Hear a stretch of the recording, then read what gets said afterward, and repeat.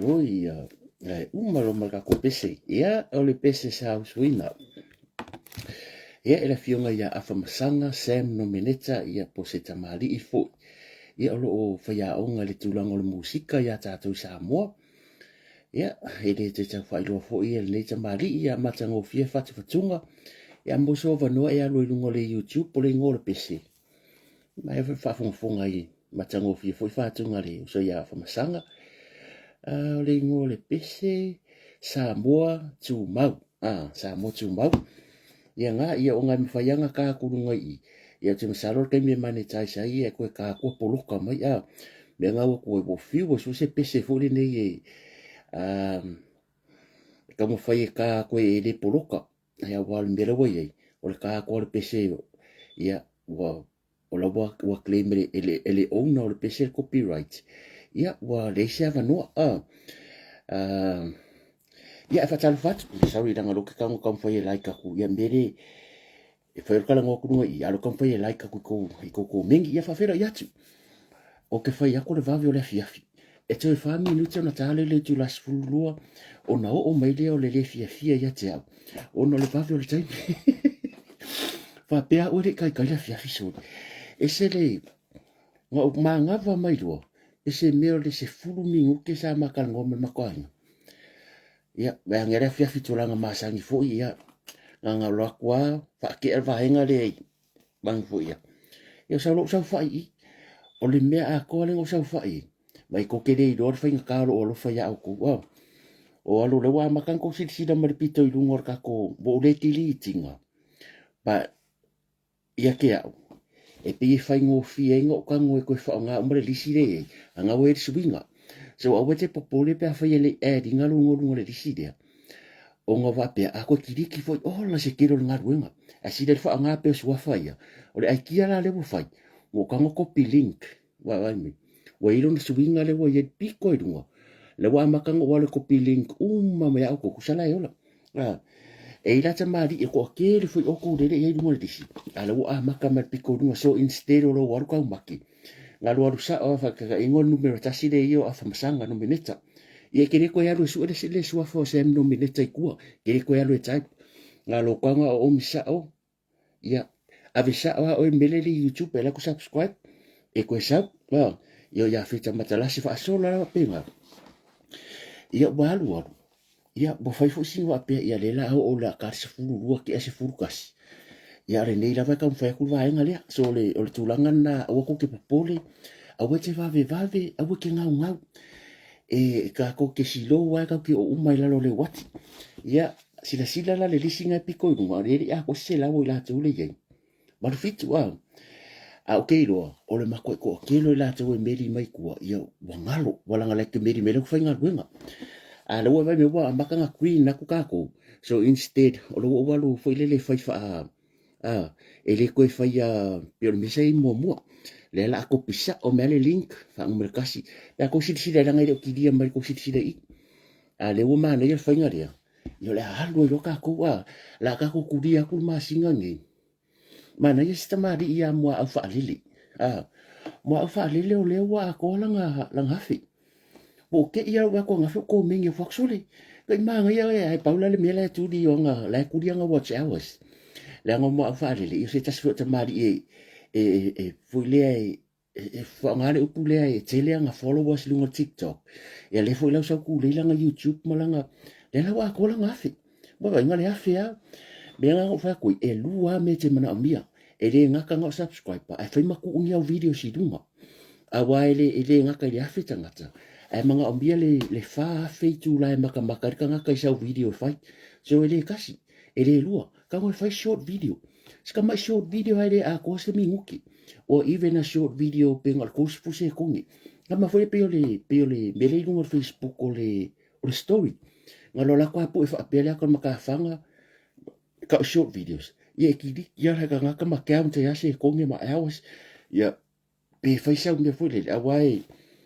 le ala mo watch hours ya le fa akalia o ya me no le mo subscribe ale fa akali watch hours o lau video ke ka ngoi load i lunga lau YouTube ia ngā kore o ka maka o le aikia e tu sa pele o mainga ka maka e ke maka ia oe fa o ngā kere fungi le fale like this aikia rea ka ngoi le vaila waka ngā lau pisi ngā fai ngā lo ka ngā play ke fungi ngā roe ke moi fa 24 hours wa ka kongi le furi le boi fai ki le laptop ma computer na ka ngā le replay lau video le kasi ia kasi le kula lua i kula koru i kula fa i kula ia e alua ele umia ale nga ka ngosia mai au video lunga Facebook ka ngosia au video lunga pele lo pe fanga copy link i lunga le o TikTok ale awala nga tu le ya watch hours so le ka ke si lo lia maka ko alwa lembu ai au te pole au ke ngau mai mariela ka nga kai le fa ma vai mai ale la wa vai mai o ke fia si so le ya mai ki da men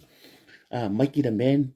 I'm pretty sure Mikey is ele umi fa nga kudia subscriber. No vai atone ko se fulu lua ia 88. Iva pepe iva valu. Ko kikia ako ko kikia ako e ako ro. Ia nga vai ku role ala o sa la role le menga a lo fa matala mai boy en sa ko information mo me fa penga. Ia nga halo role ai o mea o lo te wati auto a ko wonge vai le history le YouTube o isi ka ngaka ka ikuru ka usanga le mfanga mane tais o isi ka ngaka ka i fia ka usanga o isi ka ngaka pio o denga laki eri a ko se ngal kasian masinga nga fai na nga on mai ale YouTube pa mau ya o ke to last year on nak ma ioi nga fai ko ala YouTube mang ko o le vanga ila YouTube ai le ia mangisi anga o fi ngau usa o ke topa no vema te se mai angwari ai makala mai e makala nga mela nga le wo me ngi le la umur kausanga ioi awala e itangata e fia kausanga ma si me nga ke vai bo mai kai isi mo pe wa i fole le mele va ku i mo me pe wa i kai wo le subscribe mai awa te fa pena ngalo ona o ia so sa pe se me foi le like ke anu ale ona e subscribe ka ka ole mela de ole lisi de strict le leia a over aya te ke o subscribe iska ngaka ole a ave eselo ngoma le lisi ala a fai foi lai tangata ia e remove mai la ko subscribe ya ka ko awar ka le anga langa ye tangata ye i manga ku for me o nga o le lisi po foi le wa fa pe nga ya ro le la a ole po e ale kai ngo e le fa pe ngal fainga pe a va no e wongi fa pe wa ru po ngi o subscribe nga ungolo le masi ko le subscribe mai ska ka e kalo al ka ko risi la la fa ya ka afi o le ka ngaka e le fa maung e ke le alu subscribe isi po le ale le leo tatu fa nga wo mal ka ko mafukanga e remove valo ngo ma fai mai ka ngaka ya remove se la subscribe mar ka ngaka ya la nga ka nga fea en square ka ko wa so e tatu tele mana o mia se si lu afi ma le afi ka ngaka lunga lua load ya video po sau pese la kala ki kala po la lava se me fai la kuka ko anga load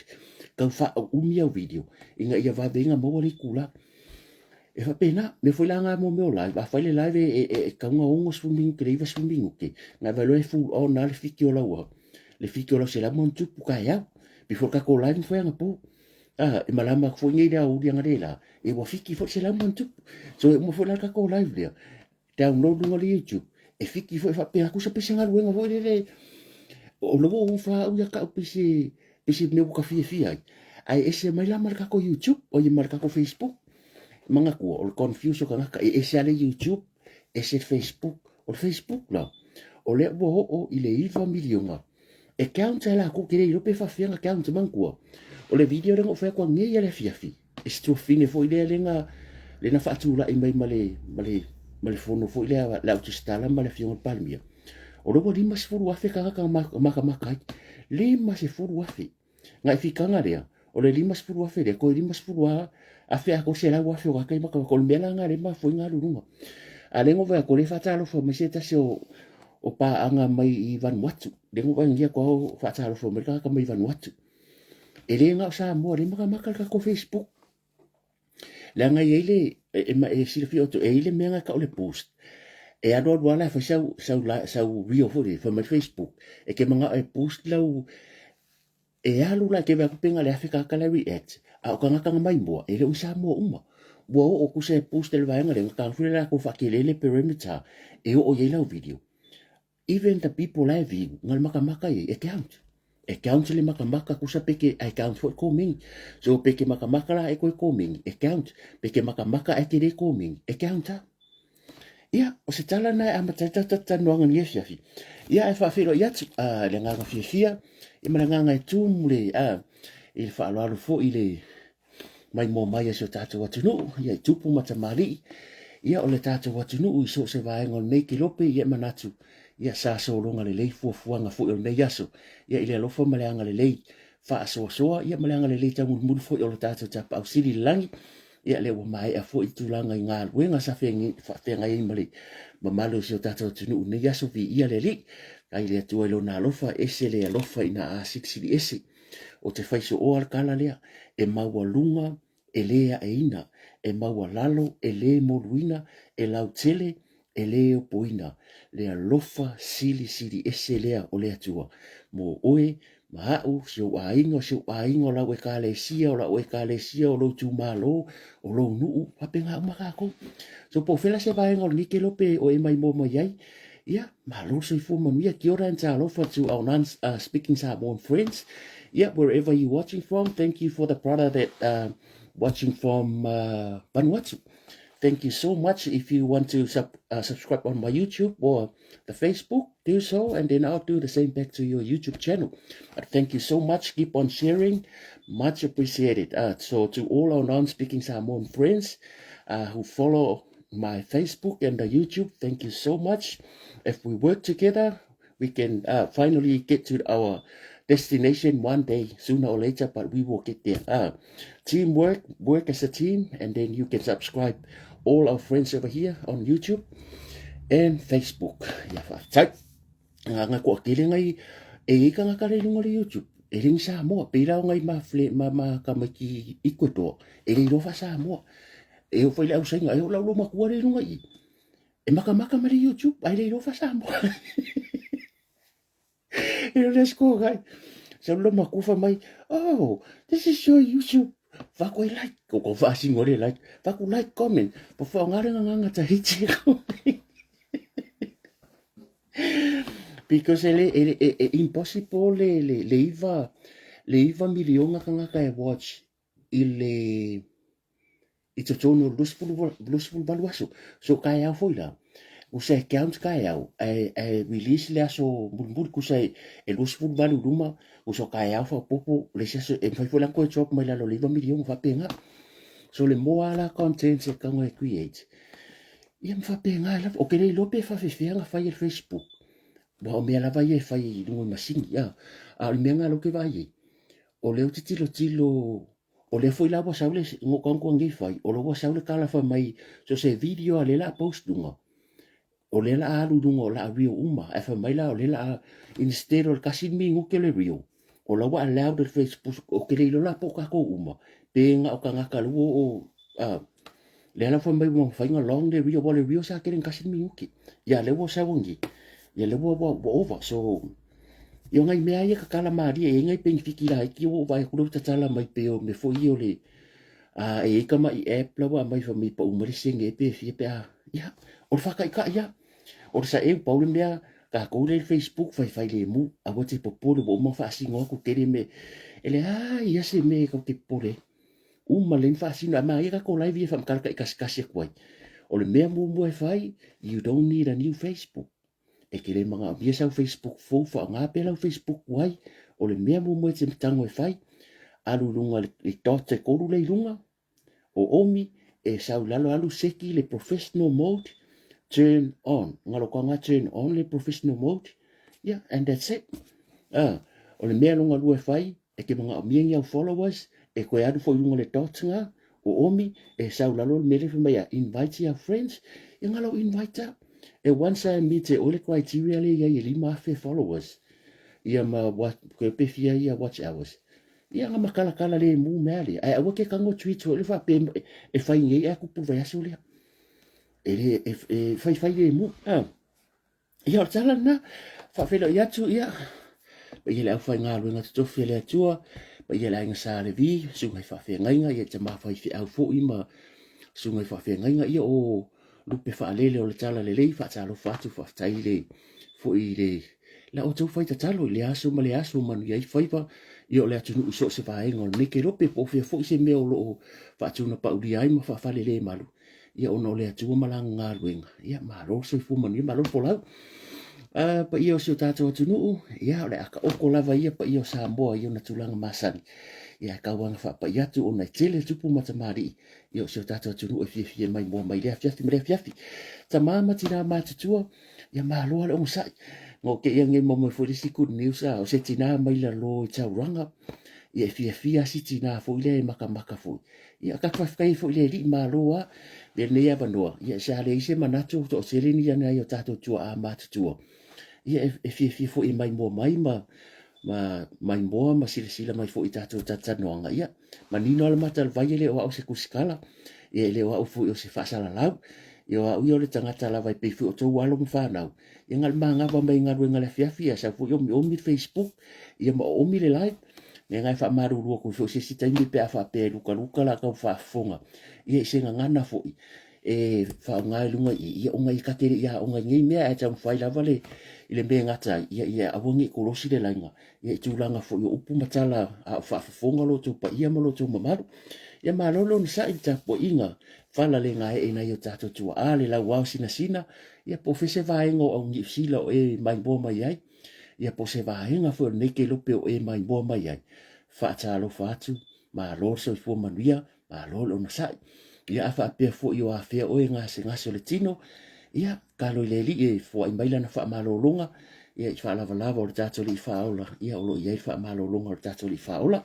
ia o la ka ko sa wari ia tu sale le ke ling vaenga la o ye fa mo a ingol fast ia o teilo fa mo nei le un fa mo fu nei e ma fa pe fa sa la wa kurunga inga ko le ka nga ka Amerika a fa pe fa mo Australia ye le fa inga ko kilangi mo wini kong so pretty much o le tele a pela le la ko nga o fa mo a Melbourne ia fa mo ngai o le ko Christmas function ia por ka o le tau fia fo ia o le Christmas nga bo ma fa sa failo ia a tau na vatu fo dele ia wai le fa pe ngofu fa si ku o wa ko e na o maftanga fo o te lo la bo mana tala no le to no maftanga ia wai lo fo i members o maftanga so nga fa ilo kwa ia te lo na usi la fia wa no fale fo ia sa tu ia ma ia il mamalo maftanga Melbourne ia nga fa manga kwa pe fa pe ye si e le fo ngor ko maftanga o te lo ia na usi la fia mo maftanga ko fa mo le aso fu wi val vai aso fo ia e fai le sputa si tai au i le Grandparents Community Hall se fulu ono tasi fitu valu ia i Gippsland Gippsland ko kai ko ngaka Gippsland Highway ia Grandparent ia o tulang masani lava fo i tau maftanga o le train ko mea masani ia o le t-shirt ia o fa i le tata ia o le Soul 7 ia ele se ava malusi fa tanga ina ia fa pela to maftanga i Melbourne ia fa so tanto fono la fionga ia teo fono ia teo ia por fion foi mai ia ia por fion ia plata i pau teo ko fono ia ma to foi la tusi ia fa fono ia pole uso foi ia Mr. Falai e pe ona la wilo ai ia mar fa mo ma le aso falele nei paula ia to nga fa mo mana mia fo lele wai ma fa inga o so sesi o fa mo nei fa ile vai aso nei le aso to nai o fa mo o le posiva por fia le a inga anae tai o lii en matau aina anai. O le ia o tau a inga fo o le sunga le pule o le tātou Blue TV, ia po le Blue Wave, ia le afiunga ia anai, whaalolonga ia anai, maten anai. Ia whaia la wha moe nei la stona nei, ka malaia, e au ngar wha ilo a kua watu o tele lava wai mangkua, e so sesi, peke a inga, peke re a inga po fea lava, e te awa noa. Whai la wha moe nei la stona nei, ia ele no fuanga o le tuisa mau Manhattan, iwa wha tasi Dominion Road, o le uru fali, e tolu sifuru tā la, ia ma le tau mafa, e se furu tā la, ma wale tau maftanga i lea po, ia e whaia i lea fiafi, le ono lea fiafi, ia se ipa ia fo le tu la sifuru malua, wha ta inu mero ngawa ia ilunga. Ia mo sau ticket, po sau lau foi, le tang salo, ia mo so ovano te alo i foi, ia ilango lango, wha moe foi. Ia o si, ia o le uso, o le fionga ia nai, ia mai rātou a inga foi, ia, o a fio anga nei, o fale la tai, fale a siu, fale a lili salani, si umu, fale fa, le pa, sale a panga, ia mo tia tele, sa ta puala ma sa musu, ia fa pelai te a fio mai, ine ia fio anga. Ia o polo mangafa, ma kufo i kele, ia ngafa o le tangata, ngai lo o a le la apa, ia pe sili atu fo na tele, ia fa pe nga, ia fio atu mtala atu, au pe fa so ta inu mera le ilunga. O le wailunga i, a la wako ke roi le sau ping, ia fa so ta i, mo sau tike, i le aso tōna i nei, astona i le aso lua sifurulua a mata leo no le fiafi. Ia se pa ia fule tu la sifurulua, ia pole a fosfuta si po. Ia malakako fasisilanga muli muli. Te misalo fa mo le mato ai ngol fast ni akilangi, wo umang kufa ticket, ia elei fula sia nga fa sala lawa, au te lo wo umang ticket, wo umang fa asoa ticket, wa tu fa maftanga, na paule tu langa fol nei. Ia o oe o lo kangoe e ko kongi au tikeri o ka ko ofisa por komiki. Paungal va inga lai mana umia taimi nei, ya ke loa, o ke le o loa ye po ko koe se tiket, pa o te tari tonu se lau pasingi. Wa le se tiket o koe walanga kufa makufa ka kumafkanga ko kele. Ia male tato fa mo tele le va yaso fo, I'm so looking forward le va yaso fo fa mo ni. Langa wa ke fie al melo pa po. Ako se silange yen. Ole vai aso fou la solus fuluiwa. O le awhai ele tina te le lava le tusa mausa u. O le ua whanonga ere koe tere ni awangoa. So mga kua e 5 sputa la le ticket. E mako i worth whala tau maftanga. O le puaa, o au, ke fia, pauanga la mo ke alu fia ai. O ke alu o le kemi whai mea ai, o alu roa mai la pa puaa. Kusanga pa puaa ma le oyster, o le meo le tau maftanga ia. Ai o for dessert ke fiwe ke kau mafa. Ia e o le mo le ulam tulang masang si pipi o kale o sa pasui ia o le mea anu foi mo le laisa ia o kulanga ngal fa mo vaso fo tu sa mau Manhattan ia o lo vala au fa alo mai ia le pule mal fa le tua i wo ma pa anga mai si fo e kale sia maftanga tama maftanga tina ia po kulupu foi nei po ai kulupu foi se to wa maftanga foi le ia fa so ta ile numera o lua tasi o i vatasi o fitu o valu a o reidunga i a fa pe misi a o ke popole ngā lua lua sa e ula page e ke kawar fa sitiranga lea ia na e sitila le mo so no e 5 sputa la ka kalfa ili live band ale tuisa mau Manhattan le live band lea ia ele ngase fo ia la se ikangola la ka mo to filau sia mange kar pe me umalenga o ya to filau e pawale meo ke vai pi ka e ka ia ke me misi e kanga e to filau o pes ka ngo la kamaro piango i mo so ya visi ia male to fine fu por far tu pa ia live band ia ta tala le pa ia mo fo lava malo si tau tau ngo fie me masangi mo le chips ia ke fu so ko fie ase chips o le meo paula le fari mo fa afela me mo ia ele ia fa peke wai ele le fa manatu atu o mai tau wina, o lo fai pea le winga le a tātou, ia ngā se wha mangaku. Langa i ka ngako ke masangi lako wāmio, bo wa iso oi fo. Wa aifo le le fo yo au na ngā isi company, ma mea wa fai le mafau fau. Ia pe mana ia le wakurunga i ke wo fai aku o e kang fasia, ke wa fue au se ro makua. Ke wo la ku fak se ro makua pa pea. Sa se ro makua se aku e mai le waku i le pe ko ki feika mai. Lo ke mamau mai, ke wa fasia au se ro makua. Posko inga. A faita maftanga o le mea mua e te a fio lelei e failau tau maftanga a mai le tau maftanga e ke loa e uma le lein tau mafa. Me masangi. E ke ala kua mai lau tau maftanga wa aluke vai e. O le sika ngaka. E ala kua mai le ipu whaapea. A reka ke ngofo i fafu. Nga saurea, aide a whaku i. A koe arko e mai le si ipu whaapea. Nga uma lolea, alua mai le pelage, koe ku uma iloa ku ulo le ako. E le whape ngā wa levan tatu i fafu. O le aku ngungi. O le mako e kere o kamu mafukanga. A olo o iai pere mele o le lima vale. Tulo wale atunu, ele o le atunu o atua. A eo ke wa aia pea e tupu so se whainga aia le atunu. Asu mai se ai whaparangi. Ke laku asu mai le osta kam foi le ia flat le la wipu. A whape foi ke au makai ka kula iso. E au ngala nei ta mamatua. A le wo vai le siami. O le skakanga laku a whain me aisa ulo alu ka vale. Wo wa ai. Wo wa ai with my own two eyes. Yeah, I've seen it. Ngo wa ai foi o tu sama. La ngo ko tikia mo ka usanga ngi e ole company e fai ala ko function e fa nga. E la mo te vai. O le sia so ke ka ngu aku. O va ko sa solo me ai. O le fa ko ngu aku. A wo mai pu me ai fa fola or ka vale. O la ka ura. O le ala au. O la ka fa pia puya. La ho si va hingale. So le va ngo ko nga va me bu ko aku. Lo no winga. O le nga o fai pu me ai. O ko ka vale. Ko mai ko e ai. Ko yo foi mais si me ai. Ia ka kere fai aku. Ai matanga. O le maka ngā yo se ka ngaka ea mi o whapinga. Au. Ia whatoi foi. E wai e pala le maa. Ai le pala le kala. E ke aru whae amar kunga mau e le. Wai le ala kurumang kala. E ke aru whae kunga mau whape. Ia. Se le kamai kiki a. Le kamai kiki foi akau kala mai. O ke whaku koe kiki kumur ka avale me ip me ai. Ia mau wha moi whape nei. Ia o te o lopo o. Ia ale katulanga na. Whai le kamai whakangalanga sa i e le wha moi nga whai. O fa moi le sa fa tu lo vota o la fio ango sa fotu sa o yaila le polia sa baila tu lango i a maka mafkanga o au le tele po ke aloi o kere ai o la wa ma sangi o ke la kwa pe miki le wainga mo maka e fa ko fi ai mele fali ai e fu la se kanyo ke la ko ofisi de to ko si me a fa ya ole ai e ko ya la me tele po ai ono fa moi le sa ka penga mai sa mo le ala e mai mo le o la foi ole fe nga mai fe mai nga mai sa mo tamo tanga ni o ke ro o ke ala ku lungo bo le se me ai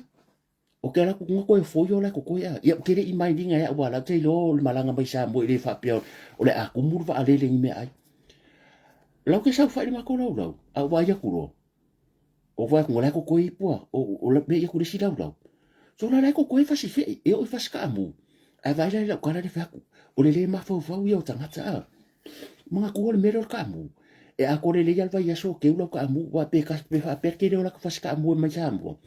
e fa per pele a pe e la ka e link pre a ko ko po le aska mai mea e ko ko ya e ku a mo va ke la ku o la ko ko le fasi fe e ma le fasi wa ai la wa palo manga va ki ya i me ye me nga me nga fa ko a wala ai fa lo loko le wala ula mai la fa lo ko la pasai mana ba tu lo ngale a fi le a ver fari a ka ki e lunga i le la wala ka ika le ka kere ai ma ko yo ai uo ya ya nga ka muso ke fa pe ka nga ka ya nge ya me ai a le bo a ma fa pe nga fo isi o la fa ya ku me sa a la wo mo fo fa pe ka ika le ai u le ri me ai a o se a mai na le tau ma fa tala fe ngai mo lo puka a ka ku upsa sa you know your puka la fa palang el puka you know your chami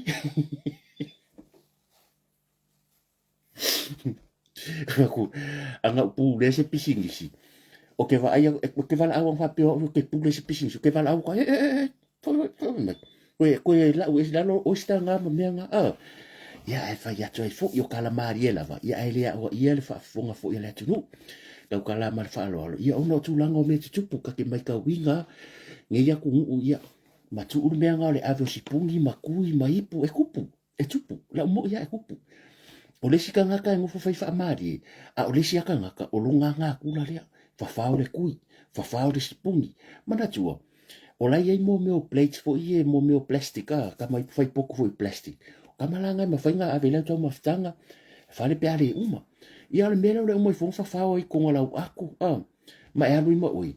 ia ngai laku lea e le mānaia, ia ngā se whamangaku, ai pū lea o ia, a whaapea o lau ka rengi ngā, ia o le ale mea lau ma whaipea whaapea o si a wanga ka rengi.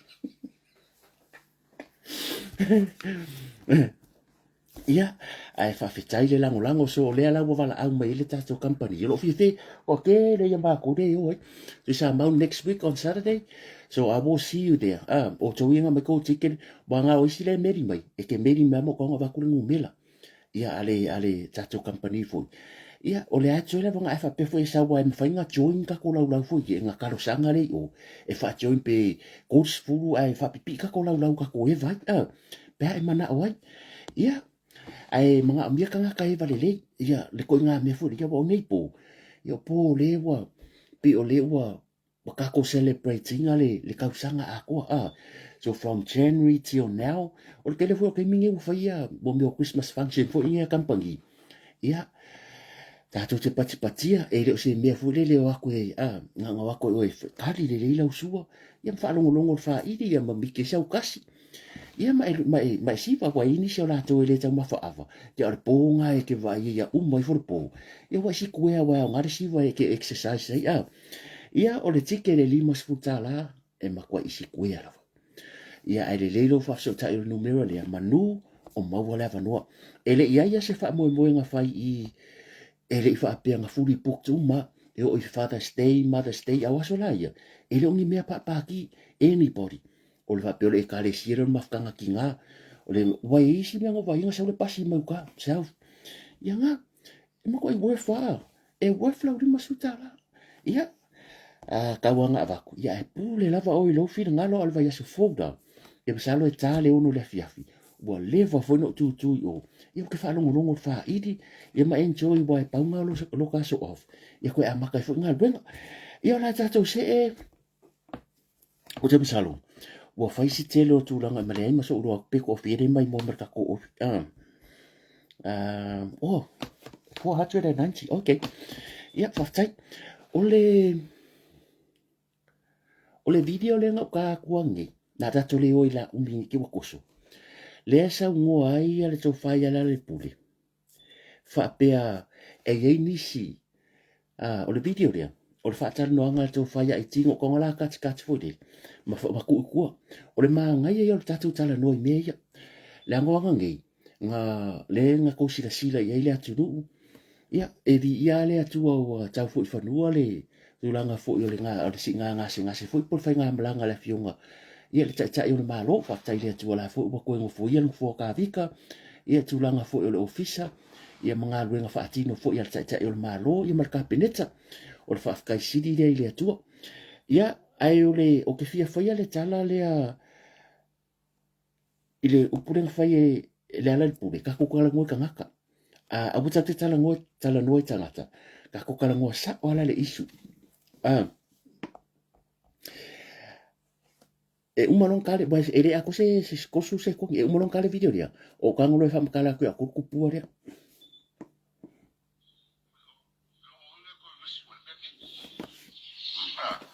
kala ye ni kala ba ai ti e tui o le ka kala mo mai su e fasi ba ko o pero su e fasi ele fia ko kele ila po me no mai su ba ko o fasi ba ko ni su ba ko ke mo ka wa mai o pero mo le ko visu e me kala ye ni kala ba ai ti e tui o le ka kala mo mai su e fasi ba ko Ya. O le nga whakula o kala. A whape te tari tōnu oi. Ia e puleha oi. A oa unei. Oa unei whai awa le tau te sila mai e. Lea la ukango e ka wakule mafu anga o te le tari tōnu oi. Le la ukango e ka wakule mafu anga. O tau mana tuar pai a inga talu ai. O kou mga kuar pai inga talu ai. Mga kua ole ai kia lea. Ole ai kia lea sa wha o ngā le sunga yatu la epa. A wai le pepelo. E tau tire oe wha atupu ni tala. Mga kua fui ngā umalol pai inga lu orua tasi. La wa a makal paloka. Ole pese renga pese tira epa. Ole ai kia lea le fai. Ole fai mai. Umako kala ngoa masui al fast. Pese si tasi sui matu al fast. E le fia ole upu mondi a Samoa. O te le tari tonu wai. O ke le mwhainga o whako e pepelo. Ai mawhainga o whaiaku. O te le tari tonu wai. Ai se ang. Ole ai kia po le meko kia le sa fa o ngai ele sunga ya tu la e popo le ta yo le tua ngai ai fainga ka wailo vea e fainga ka ua ilo vea mana tua fo i pa inga lea o le pese ale ko inga fai ia ele i lopo yo fia me mala auri lea le pale mia fa fonga le lea i upungi o upu fa a palo po ni upu e kauma fai ai fo lele na tupu le ngako vai le o ke le lopo o upu kuda e panga kupoi but it makes sense pe a ka ko fika uma lenga ka me fa mai ia le mere ye nga pale mia o fia me ia pe ia la auri le pale mia ko fa fonga fai ngokala ia o fainga upunga i ale toe ina ia alu alu singa nta wifa mai ia makware ilo ala kungupo ile pale mia ko ke ilo le aikia lea o le aikia nga kauma fai e tolo fia le to fa le fiunga le safa apito ioi le vai mamao le tunu ongi upo fa pe mai o fa pe le fiunga safa apito so le saori o isi aso fa merkala ko ingo ese vai ese asa usa ia il pale mia i lungo o le TV ai wa fai mo la uri le lo o upu langi o upu le ai fika kula i ile taimi nga vai fonga va le nga mua fa mele finga sa fa pito o la fo em fai ngo wa nga sa wa fa fonga patula epo le nga sa fonga patula epa i sa ndo foi o le aikia nga kama fai e ila lo tatu nunga o ke le lo pe mo a ho masa salonga ia pe a fa pe fa fonga e sa fa pito e ia foi la ngongo nga fa pe sa fa piko o i pe sa o ya ino o la ngonga fa kanga kale ku so meia e lo la ngona io sa fa pito e le fa mai fo sa fa pito ai o ka ko ka so i fu e sa pea mai kula e pa man ko suini o suisinia e le fa ngo fia fa pe mai pe ia sa o ya nga o pale mia things like that e ka pese mai fa mai wala ilo la ko po le pale mia po la uri o kalangi tu lo fo le fionga pale mia ya o mere fa pe nga me wa ka ya fia men fa malolo wa ka ya fia men fa ya kalangi ko ino o le fa o lo ata wa ina ria e upungi malafonga ngi o le fina ngalo sa fa pito o le ana menga ku ya le nga ko dol menga ku maka ko dol le ya le mea na tu nga va fonga va ko me le fionga sa fa pito me ko ngai a le ka ke o i kala le ida o se kai mi mua ria bo o fa longo ai fa mai iti wo ke le ka ka fast o fai pulo fast o ngisi sui ma ko fast ke lo la ko sa o le makua pepelo aso o le makua pepelo awa afa apea la o ke lo ele fai ele par mia ele fai ele fast o le fast le kai mi ele ko sa wai fai ngai vai vai o pa inga ka wai nga ko lo ka ma fai ko lo fia le ko fa ale fionga le par mia o le taimi nei o le wo pale mia la audi a le wo ka ma fai ko lo fia ko fa a sui o le fast o upu ia sau e rei masi upu i mo o nga ongi upu nga fa pe mai ia le fa mai e rei masis mo ko vai le ai kia nga fai pale mia fia me a sau fa mai ia le lopo i o fia me mala auri le ka ma fai a check lunga i ia fia me pe ko lo fia finga ngalo pe wala va i fa pe fia me o pe sau ia o le sila mai sa mo o pale mia ai le lo o kala la vale o kala ngi fa por ki kam foi fa leanga le fina ngalo le fo la boka kai po le o pale mia le sunga la ule maleto ale fo me fo lo mai ko ke le suyo fast le fi mengi sui fai puro fast o le mea mo ia ele mo o ngi kala e kam fai ai fo le ya fa pe ia ka puyo o nga sa ola le fi fast wa le mea mo ia lo ke fa sa anga fa apea bonga tele tai mo mal mai bole se kai mo mal o fingi me ai anga fa apea la e take serious ele fai la kusel fast fa kai foi sa ole fai la kusel fast a mai le kiripi dia mai lo fai ave fam singo fa pe ya la fiona di mon onga o lea wo fai mai o suyo fast e ma ko ke monga mielo ka ngai ka mo suyo fast le o le akuri se fa kai inga le fa koi e le monga miel fast ia ale ka kwa sa ola e lo ngai le pelo vai ia e onga ile se kai mole ole malo ni imia a waka ko ro uma te pelo pelo o sui ma malu uma le fast day paura aikia fa ftai le atua o ko si la fia mo do le mele le fai da ko mala o fo si si fa pea ia le fonga mai si sui fast o le mele le la fai o mea ia, o ngi mea e wha olo a kau aire kako a inga, e awa ko ke pepori. Ngā kāsi ala wha arongo, e lei maso kari konga. E lei ma se sui ma malu, sui forward fast day, e se malu se furu, ma sui ma malu uma le kaimingi, nei ma se si. Lai ma kuas, le lei mea uma. Pro pa wha markau whaleanga. O le tau whaleanga le ngol mea lea. Ia e so ie wha te kai wa mala malama lea tunu. O le ala wha mai a kako, le ai ma se so kako e kari kongo. A o ke masalo la, ka ngaka ye, le nisi le, e wha pepuia, sao lari, e sao, sorry, wa le vanga ko feola, wa le vanga ko feola, ia, wha pase nam ta upu, a me siri whaftai, e le ai ma se se ki ai, ona leila, o le page foi lea, tala le lei, fui mono tala le lei, tulo a foi ali sofa fui mono, ia, o fui, o ke whare, e le lei ale avatu sa of beo so ula ngona fui nei, nga paule le mei lo lo lang kalu maingo fai Facebook o ole me fai ngo kanga ku yes kanga ka based on someone's assumption or based is something that afa pese me no tilo no Facebook e le me fai ngo kanga le post nga le la ngole ole tula fono la yai ai alo vai kula fono Facebook e tele a wala me fai nga kanga su kanga ka le ka le fai nga kuskusinga fai ngo fie tanga tale e ma san ke si haki me penga so nga ai le mawhai ai, ngā whaapea wa se lau pasene, wa eiroa, o ka ngaka lea leiku se fake page never, o langa ngō olo inga Amerika i mi, malo ua langa wha Facebook le iai, e le mwhai.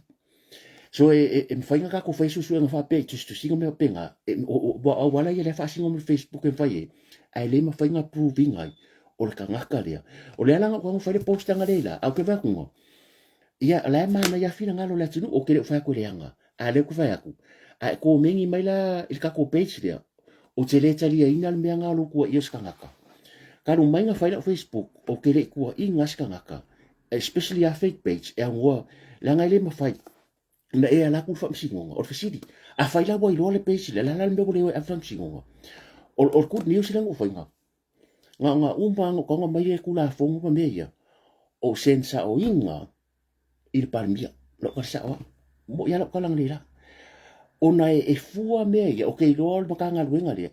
E le itari mele a fionga palmia, o kei roa la e pisi mele ke musu ai. Alanga viu, roa mai o viu, la ko si sira koe. Ango manga o. O au o musu e o minska, ma fai pule o te masani. Wo le manga o koe wha la vingi me wha pia, like things like that. Like that sa. O te le mana a vole le, o lawa pisi la ko ngā luenga. Paule mea wha pia, ia maa ialunga i wha leo e tato langona. Ai o ngā, bo wa ai kuskusinga al page le pe ma ke le faleanga le fiunga te mano mal pa ma ai pe wa la wa encourage ai mai si fake page e fai wa pe o ia ko fai wa le mo o lo ti le e fai le page le ia e le ko kupse me o le tula fono langa so a ko vole le ia sile ia e ma fai e fai le private e fai sa se lo ia fa se private fo le e kere me fai e ke kalo sanga le court ave o mai fa mo ka fa le ngai o fake page le ia nga issue mai le court o le me ave o Facebook le meta e release mai e o devices umaring fa nga ka le o langa IP address ke le fongi ma maringua por fake page nga fa ko a mau le ai le ma fa ka ko aku fa pe lungo le court e mai foi fai ma so ani ngai tatu pa anga foi ka ko ainga a wone e fa pe mo ka ko do uma fa fenga i do pa fenga i do because nga e fa lungo ai nga e va ai pe al mele ai a fa pe te alo a vese mele fa pa ka inga la u fa ku o le fake page le o le o lo inga ka le ai alu la ave fa msingonga fa makala ai po fenga le ke e le ma fa nga e proving fa msingonga o ngo se menga e va ai o se mea ngoa ma se fa mau yang awa e la ku fa pe po le lava nga su inga the court will never take that. Le reasonable doubt, se I makoi ka lia pe a wha pea, o lo wa issue mai through I le law enforcement, pe lau leo ngai ele mea ngā. I leo, e wha akanga langa whai e leo. Su ele leia vai ka wha leanga I ma mea wa ngasa wa defamation. O lo wha leanga I ngose kangaka, I fake pages ni. Ia. Le lo ke fai akulanga o lo ke vai ko mengi io te le fa inge ke abuya pa le me foi le la ngala ke vai akula la ka iska ngaka o lo ke vai ya kula lai kai skanga so o te lo la o ke le o kari yanga la ngai le mafainga mai lo na ngonga ele ai se so lo o la nga fai Facebook a fa pe foi la ele tari e la fai Facebook e pa o la fai Facebook po le a lava le me le fai ngo proving ai le court o ka ngaka le unless wa ila el kula fongo le Facebook o tu la fongo le kula fongo Facebook ku so kula fongo nga fa le Facebook al kula fongo mo e ma fai nga fa kusa fa kusa e fai nga ka ngo ki le fai foi la ka ngo report e ma fai nga ka ngo claim le copyright because o nga le ka fai this is my photo, this is my birth certificate or this is my license, someone is using my photo yang ka la ko ki doi pa pero okay o sa wala aki ki ko Facebook ka nga ka le elengi photos yang ai role la ko ka flo pe sera ka me fa penga so anything you can find rescape pulunga fa involve law enforcement and legal professional Lona winga, if a fake page is involved in serious activities such as defamation, threats, harassment, or cybercrime, you should contact local or law enforcement. Mafai sa mo mafai. Mafai official leo sa mo mafai. Okay, and then the law enforcement can, in cases of severe illegal activity, issue a warrant of subpoena to Facebook. Yang mafai na le law enforcement ia po leo markula fongo nga issue mai se warrant e ave on Facebook e ka mai ka nga fake defamation o le fake page o le ka ngo fake page the account registrations detail email address phone number and IP address used to log in ka uma fake page e mafai leo e mawhai leo New Zealand, mawhai leo Samoa, lenga o whai aku. E ngai se sera wala ka mwhai kura e pai whai hai. Nga ka mwhai kura e pai shut down Facebook instead. O le, nga ngofo fo ma o whan milionga ya o lapi. But that's not the right channel e kaunga haruai. Sa ka kaunga wai ele pao o leile Interpol a Samoa. E mawhai nga ko ngeki mai leo i whafo. So sa ka kaura, nga avakule ngo o lapi, sa ka inga o lapi tuai. Sa ka nga avakule ngo o lapi. Makuskusinga nga avelola ile kore le fa pesa pina me le warrant issue me le warrant singa avele i ore meta ia e vai mai lo meta lo official le sa mo mal kora sa mo ia mai lo me ia vole fa makala i va pe ba le fa sa mo ia pe mai ia ele anga pa mi anga ia bale uma customer fa pala ki kuro ko e sa ia nga issue mai lo le o le telefoni le account registration o detail ka karinga iai o la email address o la phone number mang ko lua men fainga e fai Facebook e create la Facebook le email ko create le phone number le fa ko ngapo ia boilo o mata to e ma fai foi la a private attorney can also file a civil lawsuit obtain a court order ko sa pina fo e ku sa lava la pele leo e ma fai fo e se lo ia la vaia be fa pe o le fa le ngalo ngo e fo ngalo sa lo ia nga fo da ye ko e ka sanga in media ingas e isu malole warrant le ave sa oi oria le meta ka malole ka le o le mela le ngo se ku lo wala ta u fo le fiona pa ngo se tingal pa biang le ngo ave short message la ngalo ke lo o la si la fi ele se me o ela il matanga lo nga le ma ta yo malo ngo muso fa la labi anga o lo o le mela vale a ia ele la si la fi a te lo de time o la pise ke le mela ye. So I'm happy wakiliva le message. Pawanga. Okay, lo fo ila si le film ka nga luenga le me le nga lo ka ko cybercrime ba le sa wi. Or cybercrime. Le sa wi if a fake page is involved in serious activities such as defamation, threats, harassment and cybercrime yeah, you should contact the local law enforcement. La wele cybercrime unit la sa mo nga ruwe ma official ma le Oscar New Zealand and the malo sa mo le fa open last month nga open lo ai mo lo kong kala kelo masin ke so la fenka ele fenka ke lo la makwa we ya ta el malo mal ka peneta ai mai se o le minsta nga winga la me fai amaka pe yo ngi waka ka nga amaka ele sa bango ko kuai amaka fa sa o le kai mea ngel whaasa oi. E re koe kuosa vango o lima kau sanga me pupu. If we keep on allowing them e fai meria e mo foi des fanga e mau ro fake page lea ka ko mai o ko disappear nga fake page sia le nga ye kanga kala ku o ngisi o kanga kala ko ngol malo o ngisi o kanga ka mau lunga so e once I lead I fast le melia pe fai meria e ko ka ko ngule ye ia po ka pe a ko ar meria ngo mai ala pe fa ku ma tu lo wale so fa bo ke ri lo lengo sa lo matua e la ko ka fa ku da ngo le ngo ngo vai tu lo ia ke ri ma ka ai pe au di tia fa ngari ngo di tia ba ia e la pe di ki o mai fa mai sa o pu ngai ki mai fo ringa nga fo re a tu la fo no ia nga o la ko paula nga me fo re la mo ave a o to re fa mai le ke va ai no o o te le mana o because o ke loa i lunga i e fo i a me ma fai ai o nga o ke le lo ngi ke se la fo ka la nga para o sa o ma fo fa a fa pe ke text me lo e lo so sorry fa fi kai nga o e lo but we need you e ke sau mo information nga ka mai yes I have the evidence because a vera kangi ele meet le threshold e ma fai fa se kangi yo le waste of time so o le ke vai o le page le mo ko ki fia fe kanga ka ku ai no o fo le page ke ni le wa skama le woki ola I never mention fa pe o ai langa fo lo ke lo everything we do over here it's all assumption ele ma se mo awa anga ye se si e ma fai nga sa mangi solid evidence ave SSIT e po ye le bo boki mo le vanga so even now we know wo umbo kere kanga ka ile not even one wo ko kere ka ko me le page de ai mai me nga ko fa ko la ko mingi I didn't mention any name because okay le lo fai funga fai we assumption mga ko nunga I not every information over here logic ele lot eu foi nunga kuku e o nunga YouTube ele o me this is not the pipe ele se kuspa ia le me e ma fai anga fai la uia theory or ku nunga I and then people with what buia sa o le mga ku le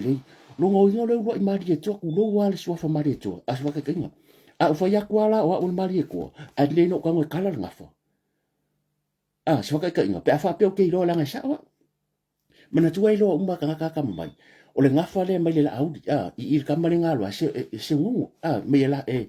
la fa ka ma se ngungu o le ngafa le e wa kwa ka ya ma ku kwa fa se ila mo ia e ka usala fai le ye la nga sa kwala o la ngole kuskusila pe se ke musu la nga I ka nga ya ma ka me ma ko fe ngungu ki sa ka ma ya ben ka lo sa mo wa nga fa se ila fe ngungu ki le la fa ko ma wa la nga sa kwala ka ma ko e ma ku la nga sa kwala ai ke le la nga sa kwala se fulu sunga o kamalelangi o kola kamalelangi ai sa kwala uma ainga sa mori kero ainga e ke la kurea ngu ula sa kwala la inka ulangi e fa penga ai onga o fa penga ma kongu a fio maya la o rua fio ngoma ko sa kwala fe nguki mele kwa vau usala ru ngola kala fo deli u kangwala u e fa sa o fiwi numba ku ulungole o le kuku ba I e avila po le linkso e fa nga mala sia nga ko pro fa pe buya e se fa la kala nga na to nga fa lungo inga sa o asa o be afa be wa le fo ke vai lunga I ka nga ka me la ko ngona fo mai tu lo wa ke ka wo sofa e se ta se to fine pero fo le mai mo mai mo la mo fa ngola ka ka le makai nga ma ko e unga si a le makai dia o le matai wo umanga le skala o langa le skala o lo ko ba ye wo ka ko ye ai ona le ko nga me fo dili ai a kilo nga fo sa mo afa pe wo male skala me fa pe ia fa pe nga e fa pe nga le o langa ka ki or ku nga mau agree disagree ai ka ko fo mai I e le o mea umai ke va ye lunga I e mo ya I lunga le internet because ole la lo langi ngi ma le o I fo ia ma fa ya le ke le information a ko va ai fo le ia le ke lo mo me o fala au le tu portino manga ko ia le fa mai exercise o la fo mai ia fo mai na pasi mai o fo mai nga le fo mai ia ni ka ko fo mai a ke le fo ia fo mai fo ie le ka wa fo mai le fo mai le fo mai ia me nga ka nga ngu fi pe fo ia e ka nga ngu fi o me nga ka fa ro e ka ke le do po a mer fi o fa ro ki nga pa wa ka nga ka mala mala me fi o me yang I mer ka pisi e nga fo mai ia nga fo mai ia lo le vitamin C vitamin B o le am o le vitamin K o WVV le ko le fo la a le mele wo ye o lo vai ko lunga ifa mai le fa sala nga le fa mai ai al ka lo ki ka ya wal me ko vai mai if you eat the carrot in the morning and afternoon and mo foi bo le le wa le ko nga fiwi le sa lunga i alo nga fa mai ka ngoi mix fa ka sit fo mo fa mai ka ngoi ai makat fo mo a free times a day ia ke maros le ko nga fiwi dia a maka langi sia ko pulo fa pu yo it's already so I won't mislead kako because this is not already it's a Bible. Anyone can put their own theory here, and then it's up to you whether you believe it or not. But if I get so aula, ele mafai ele ula lolangi fa Facebook ona o tari tonu vavi.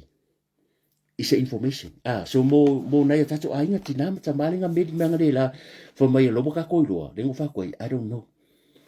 Le ka uingoa, I don't know, not me. Afa pela ngabo e loa ai yenga information. I need that information. Okay mga ambia la. Afi awa abakwala information abakule court kit ko fa pela so ai le anga from my we know we because no ka ko fole pasinga le wrong information. Unga ole mana ambia su ole su. Yang ala information la le su ala from my we know ya le ka ko ro uma but we don't know. Ya la ka ko se avole kuile uika ai ta ua le ka ko kala ngoa constructive ko se ka kala ngoa ma ko fo le fa so ala kala melia mo no ko nga scenario fo ye o le mea o le e ma fainga ese languna ko so resi e fainga ka longa na tala noa a makalonga ka wai ma wai le fi because wale e kere once I get disagree le skangaka I disagree it's okay if you disagree with me it's okay ai ke disagree lo e pala wale me pa pifia poku ka mai nga ele o ska ka le leisa ti page pe ele o ska nga ka le leisa me fole le ke mala le ke kulo o le kon fa mala ku bele o le mele o le salvinga o lo fa so o ele upule la ngolo fi le scenario lo sa fo ya mo so se manager e always e kusalava pese e always ele manga admit lang se manager pa o ngo ko nga keisia instead ole afape ole solving ole problem people always e manga o aku e work lang idea instead of solving the problem afape se fa fitar fule le tuki e ke manga o ia work la o kia le fa pele la nga o le fa nga e ki nga lava nga i lo fa afika uni le fo ale te mana o ia work la o kia le fai instead ole o le fo ina o fa afita uni so e always e common le ko nga mele especially the management level ki nga nga i lo le manager se e never admit because ele manga o lo kangaka wa feo pele manga o e fai la nga kia e kusa lava pele ele work ele mere fai e manga fa ngala ngai kia instead o le solve o le problem so pa pasilem tau e ka hu fa so e ka kere o misa wala ngai diska ka ya lo sa lo fa pia buia e nga fa foi ala kala me la ngai mo le lo la fu le fa so aka ko kere o misa ele o fa se kala si ale te fa so ila ngona manatu because you disagree with me, it doesn't really mean if I disagree with you, they say me la wikai, say vanga nga, bo e disagree do e fa pe me fia poko ya. And that's when I know ele o ilas ka nga ka fa pe nga e kalango o la bo e ya, bo li mai ma. Yeah. Ele la tato se aku, le kengere. O to fine o lo fanga le la mo ya. Le to fine le o Marietta e ale ngos kenga tene si yalo le ata mai ta ia posto fine fo le fanga lu observer o nga kaimi sa vari mel tene fafo o le upu moni ia ke au ma ko yo lo fa ye ma ko sa o te lo fa ai kua ko lo fa le o ke ma ko se lau lu se fulu pasene lo ulango ina o le fa i unga ale fionga le pania kusa so se mea te whaia, e ei lunga kawi. So se mea te whaia, ka kia lofa ele o se, ia, o ke loa fo i o se tua fine, ia, o ka kufo o kua fine o le i o i maka, o ke lofa i se tua fine, ai, a kousi le sila i le mele whaia tangata nei, i le lako o lungus pepa. le la ko mele nga fai langa mangingo manga ia chau noanga le fionga le lipa le mianga le la manino le fa so ina mai no fina ngalo ia wa fole no fusila fia le tunu ia pe fo ka ko o ka ko le se fa salau yo ka ko ka fa long long ka ko ka lau kele le ku e mo ia lo ke live ku ia wa fo tanga talau tele sa fa mari ina lo to le tele wa nga sa o ile sa noanga le fionga ta yo le malo e mai se la vala le mus piparia to mona tua mai ele ioso le fionga le ri pa le mie le va re ilanga si nga ngase mai sa mo o le ioso va re o la ko aka ngu o ku ka afari fa ko aka ngu o ku ka afari mla va re ai oso ku ka ngaka le fa lo mo le o le va nga le o so ku pu e mele video sa ku ulunga online ai fai me lako ariko pu e me lako va re o le mela le fela utala e manga ia ke le I feel ngo o la nguna le fina ngalo le ka il malo o le sa si ngase mai a le mele ka fai mus piparia nga mai ere fa pe mai kalo fai la tato talo wale kasi le vai nga ngo fa ngo ngo le line tu lo wa ya fionga fo tu stala sinia tu lo fo la fionga le prestene ole man ko vai ka tele fa le nga le va tu sa lo ngona i lo va ai ma walunga la nga ma walunga la va ai fo ile ya me se la va la fionga o kile o la pesta le o langi ke so ma me seni ia va ko fo ma se usa ya ngal mal manga o ngal mal manga yang ko inge po ko maku fo ka ska fa kura et pai ai o ke ya ko ino o ke ya ngal mal manga a la o pesta la ko o le o ame sene malangi ya masi usa ya ang sabia ya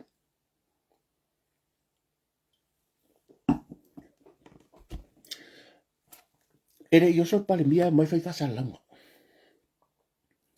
kwale ma fo fa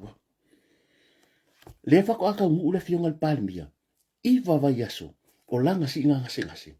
ala mele nga kupu mai kwa ua mako aso sofa de meka o le mafofa ne mafofa nus pe pare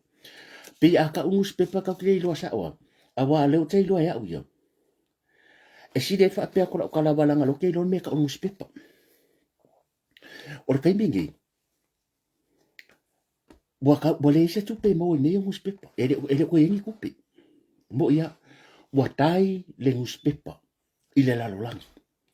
ko vai ngai de mele o le printer le sa sorry o le fax o ke lo me fo le fa me ya la ko fax au pe pa kai mingi ele ko se meka o se fax o le awa pingia online digital ele pio me fo ia o le malanga mel pale mia le mafaufa uma le iva va yaso o fai le mafaufa ko e ka ngu le fionga fai nga malanga le fionga le pale mia ai ko e fai le mafaufa po fasi e lo kangaka fasi e lo kangaka o le kala le ngu fa longo ye fasi e lo kangaka lo observa anga po ile le mafaufa le ako so sofa le maota o le tsa yo le malo yo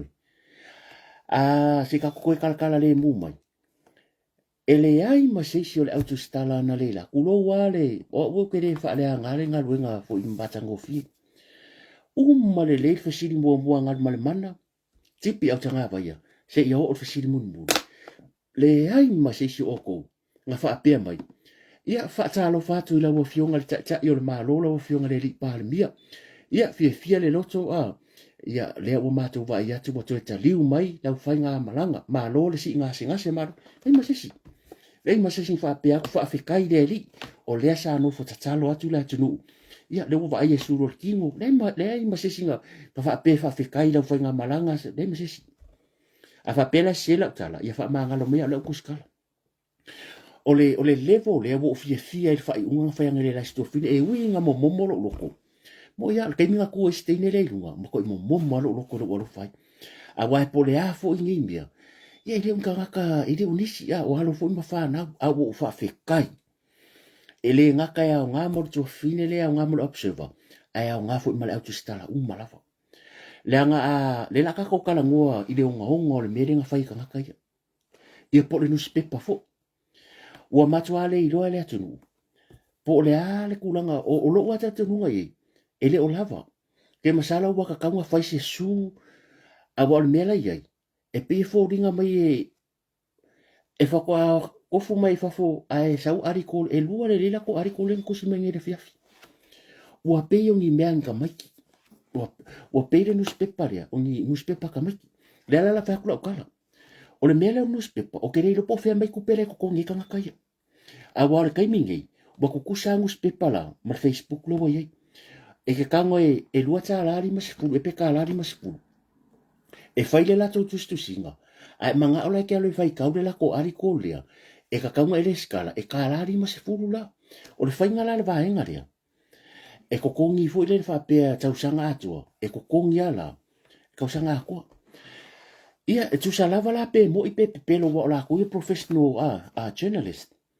u salava la pe mo i pe pelo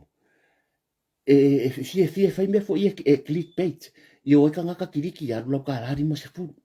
nga paule le tupi o le ko kongi wa ke le lo pe isi fan le malo e feo lolo ia e feo lolo le tala mua mai sia la le o wa o tala mua ia o le fa sala lau tu stala o le fa ngale YouTube pe mo se le fa pe nga fo le Radio Polynesian me pe nga a le au stala la le pe no sa mo observe e le se la ko fa sala lau fo le o ke le o lo la pe ka fin ko kongi mo we ka nga a wa ke la ari ko le kusiru ia le fo ka ke vai fa pe ka la ri mas fule vi woi ya ka si la ari ko le aso ai donga ini sia a donga ko sia fe ka kai e makamaka i se aso e o msau ka la ri mas fule ke makamaka ia le kai ka mo wa le pe o le ska ka vai aso a wa le o yengi fan dale ma ro fa pe ai e subsidize fo le i va nga ia yo ke ro ye pe mo pe le ia a le ano tono le o le to fineria e winga mo momolo loko ia se fai pese tala ia vai puler ka ngaka i longa so fu mo na e le foto fa le anga to fineria le ia le un ko posta ku le video ma no si fo ia o tua inga to fineria le fionga ya to lupe le fionga sui pa le bia kai mo fenga pa loka ia ma le kai mi ma masina lupe o ia ma ngere se katsi o sa no anga to fineria nga mako e foi mai ala mo dia mako ka fa ma fa ta fa le anga e ka luai o ngol mele le media le kala ngo mai lunga le media le ale po o le oscar le ka o ka nga ia le po o fo le fa ko le po o fo le ko va ia le fa mi sa fa se a le po le ka luai da o le media le ridia o le YouTube le ridia le ala ka de vai le ka le nga la nga ka ko le ro vai anga fa pe ngi media la po a fo ia ma le ke vai ngo vai ku ngo le YouTube le yo kai mo fenga paro kai penga ko rua fe mon ku ka maka i longo winga eri ke rin ka maka le ala fo le ke rin maka asa va ai ai so sia onga le ke le mo o la va ai le body language o le fionga tsa o malo o se fa tsa inga le I think he had enough ia mai e ki ngai fo ka ko ko pelo fa yaku nga wa ku nga poso so fa langa tala ne eri fa tala mai ale i kala sala ku wa ko kiri kanga e fo ka ko leo e fo ya uia leo e ya leo le mo mai news ile mere nga kupu o la wa ku malo le malo fa fa pe o langa masa ni o la fo ko a ka de sa mara tu le manino le sa nga ka malo this is his private home it's a private property e le pa fai walaki o le fa ko sa o la ke le fa ngol palmia ma le fa ngol palmia ma kau ainga balanga peke le ainga palmia anga o yai foi e fe lolo fa singa le nga fasi sa waru le ako ke le ako langa le a wa ku so fa ki nga la ma fa ku malo le malo e le o le tsai minei se ku mai o le fa ko aka fa nga malanga manga ku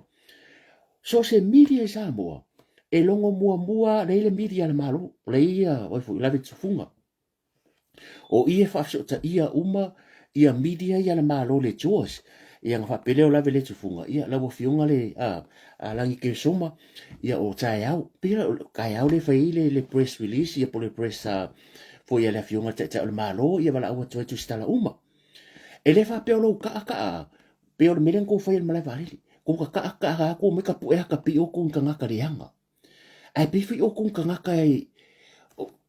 le se ku sikala o feangi ko si kala fa penga ko ke me ka pu e ka pi o ko nga ka leanga fo i ko me ka pu e fai mengi ni ko ari ko fo le ai tu tere alo ro for ka yo le ku le singa mai ele ni ko ari ko nga ku si mai fa pe ia sa mo ia ele mo se me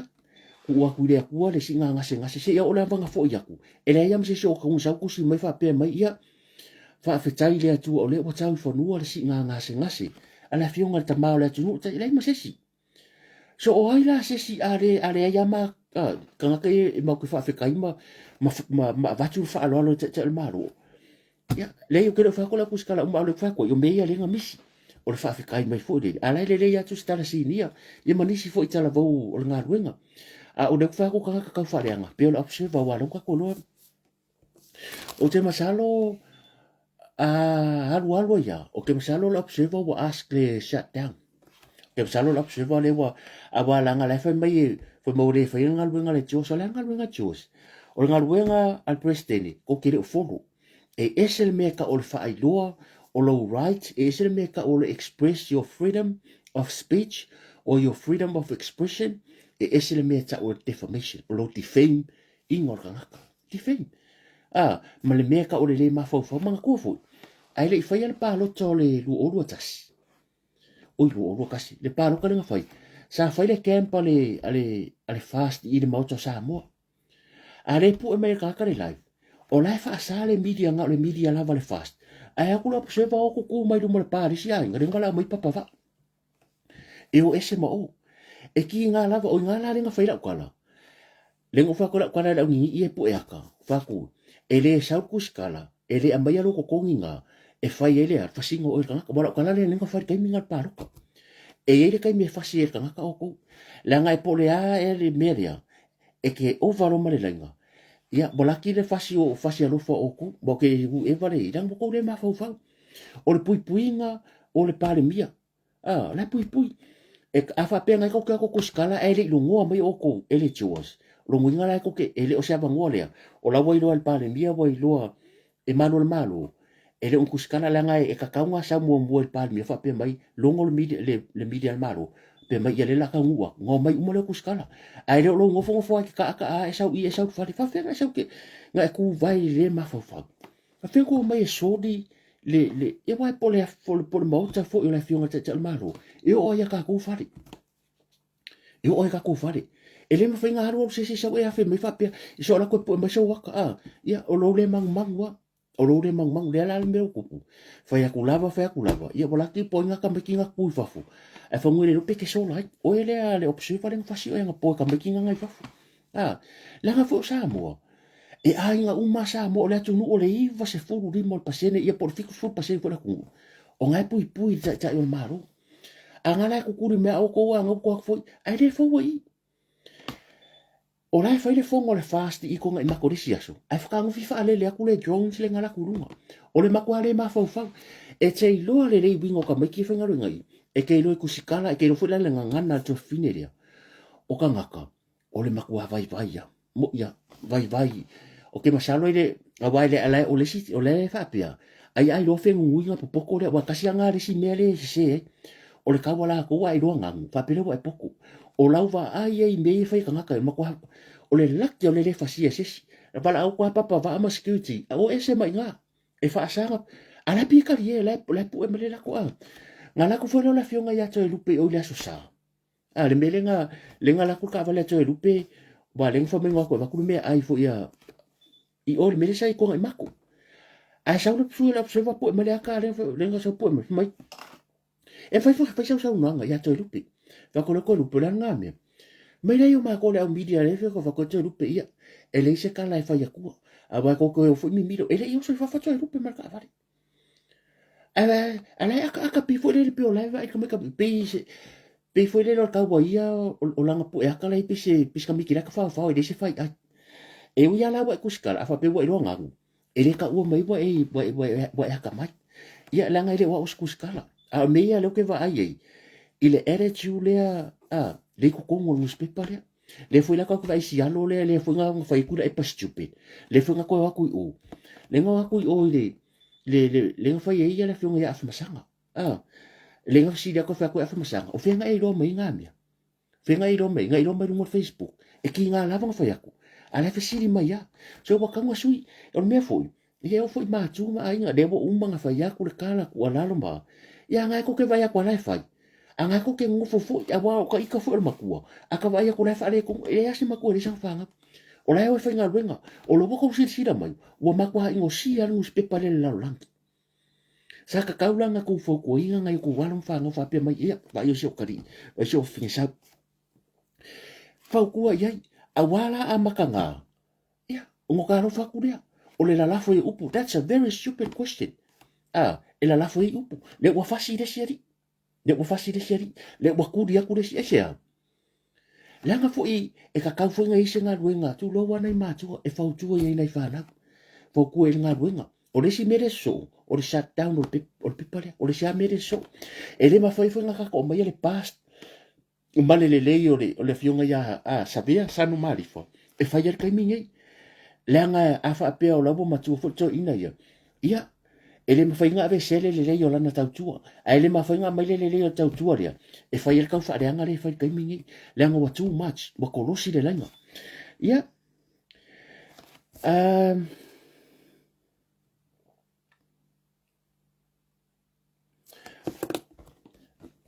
o le kengi la ria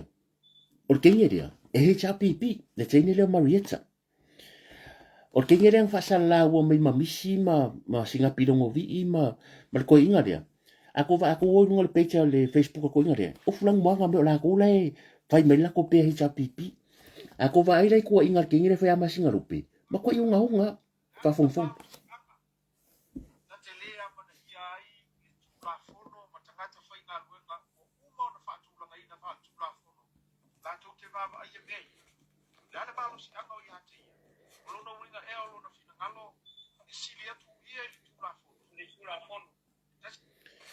ale waka ka kasi mani mere ang mga o ka ke o ila lore la ka ko pat one plate ele ako se mi ke la ka ko ele se i fai le tala lo fai ako e se lau pasene lo lango ina o le tsa o le malo ma fai unga I support the prime minister 100% il fai unga fai o se fai unga kau ke ako amaka mai ai la po fe ele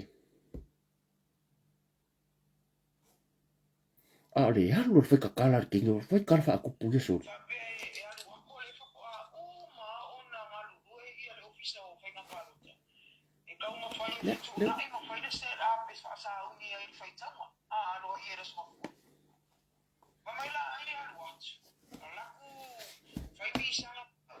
fa rongi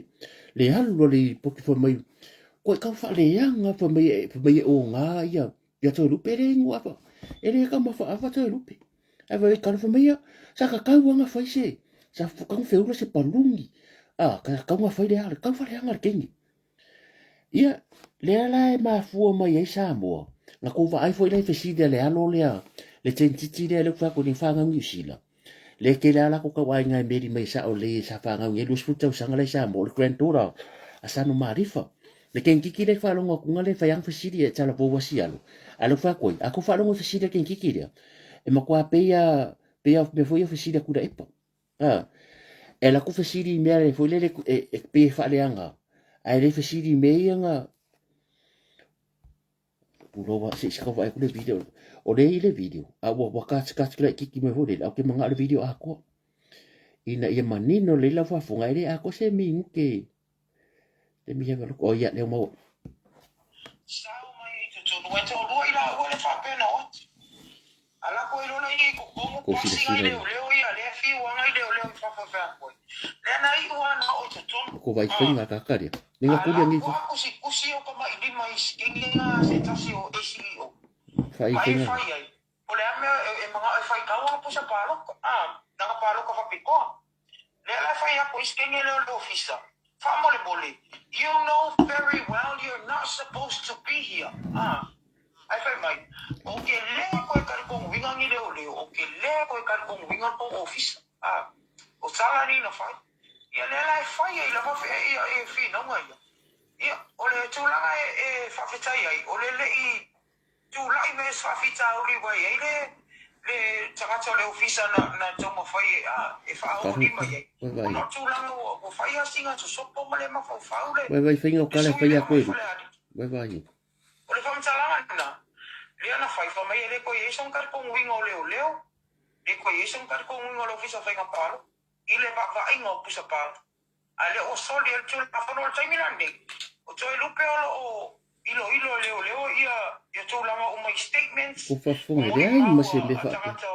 whai palota a mino. Tangata o mana i o fisa whainga palota. Mese o leo leo. Ia o te ilo se te mea i luma whai mori anga.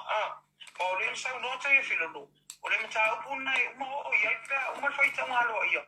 Ona o matua e whelelo ngā i rona mawhauwhau. E whai o le tama whainga whai tanga aloa ia. A ole nei mosalo mosa i tangata o le hoa fiti ai la koi kumalo. Ai o atu soli tu lafo. O le tupulanga whanua noa na le ua whaaria le whinua komisina. Ia se i whatrata lia. Se i mae ala vale whai tanga aloa ia. O le vaenga longa lua. O le awali ia to tolu. Le ana whapeo whaao. A ona fia maua sa na panua e. E o mai ai e whailoa i ma le whinua komisina i le asanga fua. Ai pei ka ia whakati ia komisina i le o mai ai ma tolu le. Le ala na confess ia tue whenolo. Even though e whaasa o na o atu. A le ana tua i ala wanoa o le vidi atu i se appointment. I le fia i loa. Po le atono le mea le fia mana mai whaao au. E o kako whaao au. O le isi ula pa foi lea i pusa pāloka. Pai mai e ile pa po le ngā lata vai ngā whaau. Na fa popo la vale ngai lunga. Se fa la tala ye de kinge dia. Ia por to fine foi le o ke ka kala ye mar fa lo. Le fu se tu la nga foi le ye. E por le foi lo nga vai nga ma le mere ye. Ia ele ya se ele me fa ngo foi nge se kala. Foi le si ia ile tu la nga o le ba foi ile ai de to fine. Ai le fa sa lo kala. O foi si ke le o ko fa le anga le al kinge dia amaka me ko lupe. Sau mai ya masinga lupe, sau ya mangele, ile aso lava le tase whainga pāloka. O anga kuia inga e whaiwha mai e uma mō dia, e o aku e o ngā. A le whai mai lunga, walanga le ilua tele le atunu. Le anga ngā whai mai le lako story le ilunga o le YouTube par kamaroa lea. Kamaroa lea le whako a makalanga YouTube. E le ko kere langa kanga maka. O le mea ngā renga le sala lau kere mai lunga. Anga wha pēsau lunga se nusi pepa po se media la po a fwedele. E kau ke roa uma, a le kalango ala ko le YouTube. A wale walang maka i wale wa. Whai rasi, e whai si mawa e o le sau fu e trofine rea. Ia, e le e se tūlanga o le kamari anga ngā paure mea. Wo whaftai, wo ulango inga. Ia, le whai unga sa whai le tai o le malo, se lau 2%. E le ona o seisi lava tūlanga. Ai, wata tau na fua se tapu. Wa kaunga fua se kapu, a wai le mawhaina tuu, ngaku wai piel maka apure yan. A wa o leu te mai tauina. I o iau sui, o le whakala ngō la ko le chapipi, nga umapasi o ia singa pirongo vi i ma skamwhore lo misi. I ele a whaina wa o la ko ngā ia wha vai. Po whiei ke iei ke rango langoi, a o le mata upulare, whai asi, e whare sila interview nga mako ila lau ma me o ngā. Mai au ngā koe rupe o kaimi anga sa kakaunga. Ngā whai ai lolea. Le paluni. Lea. Mui kaunga waku paluni. Le koe ngā skai lia lea. Pa mai o ngā. A o koe rupe le ingu pia. Kau kei roa uma o le Campbell Fast. O le Campbell Fast. E le ingo se pia. Funka kalo kai au funka kalo le fiafi. O lea fo la sa fa mai ngā vidi wa awau se appointment o lea whatever. Ke le lepo fesa uia kala. O fea uso koe rupe o ngā. O le uso ku ile camp kwa mo fa ngā loku kai au. Wai wai kala ngua. Ia, a tu ile alofa e lofa. O le mele ka ua fai. Ia, whafkai me siri ngau whaasa ako. Me siri ngau whaasa. Ai o te tari tonu. E le ngaka i. E whai asi immature kele o le culture ko kongo o le muspepare. E immature. E kau kei loa i tusinga. Le fwoi la kau kei loa i attitudes a kangaka ia. Wai wai teine lia. Ia, lau kala sa awa. O te le whaisa o kala o ngā ka loke ngofa uingi sila. Ia aka wai fo i fiki matonga ma o le mere ye o ke le pola ko nga foi le la ka mai ye o le mea ka nga sau la i mai momori mai po le kuskala po le ala nga mere ye pe ngong fa ilunga sa ka kala ngomri isu le ala e le matanga tale le fa ko kala le ko inga le o le nga fa ilanga post e fa sanga ya mau le vai aso elente nei alenga fa kulo kala o le makua malolosi o la fonga ka ngakarea nga fai pale mbia kai mire ya e melanga YouTube e malolosi mele makanga ke vai kala ngoa wa fu ile kala ngo me pe yo la kala ngoa fu le pisika ngaka wa ke le angi me bo ngafaya ioi ile makanga la nga YouTube ke fa ngore leo ka ngaka mai o leo o manatu ale ke me fu fa ngore leo e kala ngoa ia ka kire pure ka ika a kai minga o le makua ke le o la fonga ka kala fa la ale iloa le fulanga alu sa mo ko sa wai le ala o sa unga fa mai langa kala pi ka ke mai fo de wo ngai loa o ia re sika nga ka fo de ko kongo le o le ka fa leanga fa mai mau o a oi o te le fai ase tala le malo o a una alfisidi na alfisidi ya alfisidi se vai a ko ore YouTube le ka po o le ku o le makua ka fa leanga le malo ma le aula la ya le ala wo mal temingi banga maka meanga o ia nga maka meanga kala ngoanga o ia fai fai anga meanga o ia lunga i ka ngoro su en ka maka e ku dei mai langa YouTube por fa ko ba ko a fe mon kupong subscribe nga maka mai ya sa upi fa kai kai fu de lunga i mai ya o la u YouTube fa kai kai nga lua wa maka nga fikalo ka maro ai o le su e ro se mea e su e nga vivos ya maka longa sa nga maka mai ere kala ngomeng sa maka mai de kengere kala ngo fu de se yo o mar ke mingi ya le ala wa alua ka malo le wa mo fa mai lunga vise koka le wa fa mai lunga kula epa le wa fa mai lunga fon koe ilanga YouTube ye le se mele ngai ku so langa kilo o ma kwa ke le langa langa YouTube a ole aikia ia le foi fa nga mai nga sa le fa mai o ye le tsa fa leanga ya le ka fa leanga mo ko e ka fa leanga so e ke le ko fa leanga ia ma e tala no ai le tsa yo le tunu manga ko foi ya foi sa kala ya stu ia e ka ke lo afu le va fu a ole arualo ka ka le ka yo malo e piers ka ka fu le wa kelen ka ka malo foi nga wenga ila lo ia wa kelen ya nga mele le foi ma le tunu ia le ka foi e le kin e le ia ma se so ronga ia pa le mele ngo kai ro ko ko Facebook ko la me ka me ai mamoi o ka lo su va ko ai mamoi va ko e kula le uno raka wa ya tsa wa ya kulo wale au po o mele au kukula o vai ko no o le sa ka ko o ka ngakaria me o ka ngakaria le fela YouTube bole le po ko pe fama singa pe lima ma singa ro o lo so va ko no e fa ko makare YouTube pa ka ma nga ya le maka ngolang ka ngonga maka ngo su e men ka e mai ngolanga le la ko vai ku mo ko selle le pe la u ka malo ma ya o tangata la lea paula lea no me lo ke loi ia e le isa ka fe au pule e longa olanga o le fa nga o le mai fa mai fa leanga o le fa mai ka fa leanga ka ka fast ai le inga ka piko siti nga mai le ma fo pio la ko ia talo si ia ile alo fo le tu le ma nga ia mama nino me sa fa do fo ia le fionga ta le malo ia peira ka ko pe le mata o pulen ko fa mangi ngongi o le sa ilinga o tupe ale malo wo ya vai a fa markas ya sika ko unsa e pe u va ver ka miso le fa manino le mele nga sa wo fo di mongi ma le ngo mai di mongi ma kuda epa ya sa fa ilo fo fina ngalo fia me fai mai le fa manino le mele nga fai mai le fa vai a fia me se mo ka ko ngo pu fa di man ka ko ngo a le fa manino ta el malo pe se fo lu senge pe kala ele ma fa ngai ro le fast pe fa pe langa le wo le fast ele lo le fast le menga lu le lo se lau di ma se furu milionga le nga fa nga le malo tau ave o le su enga la tu pene ele fa pe su e fa pe si pe nei e ka kau it's a must ile malo ona sa ili po fea langa la ia impe langa fai o le fa siringia se furu family se furu family yonga ai fia ele umia la wala le avi ale lo po fea le kupe o so enga la su e fia kupe ngaru le kon kala ke o inga fa ile ka o inga fa ngaru nga bo kupe ia e fu ia po me sa le fa nga ai po fu ba ia o le o male tai mini sa fai fo le so i kai mol malo ka uapi ale ka ko fa lo ko ngale fia e afi il fa ka nga ko afi le o male kai mini o le ala ita le fionga sa fa apito mai fa pe mai miska mai mau ku pel malo ko su e nga kupi a lenga sau ko ngol pal mengi fesiri ile malo po fea nga ruai le 5 milionga le ala wa su el malo le lu se 5 milionga le fanga le so I the fast ma lu se la 5 milionga le fanga ngai malo tau ave fa mai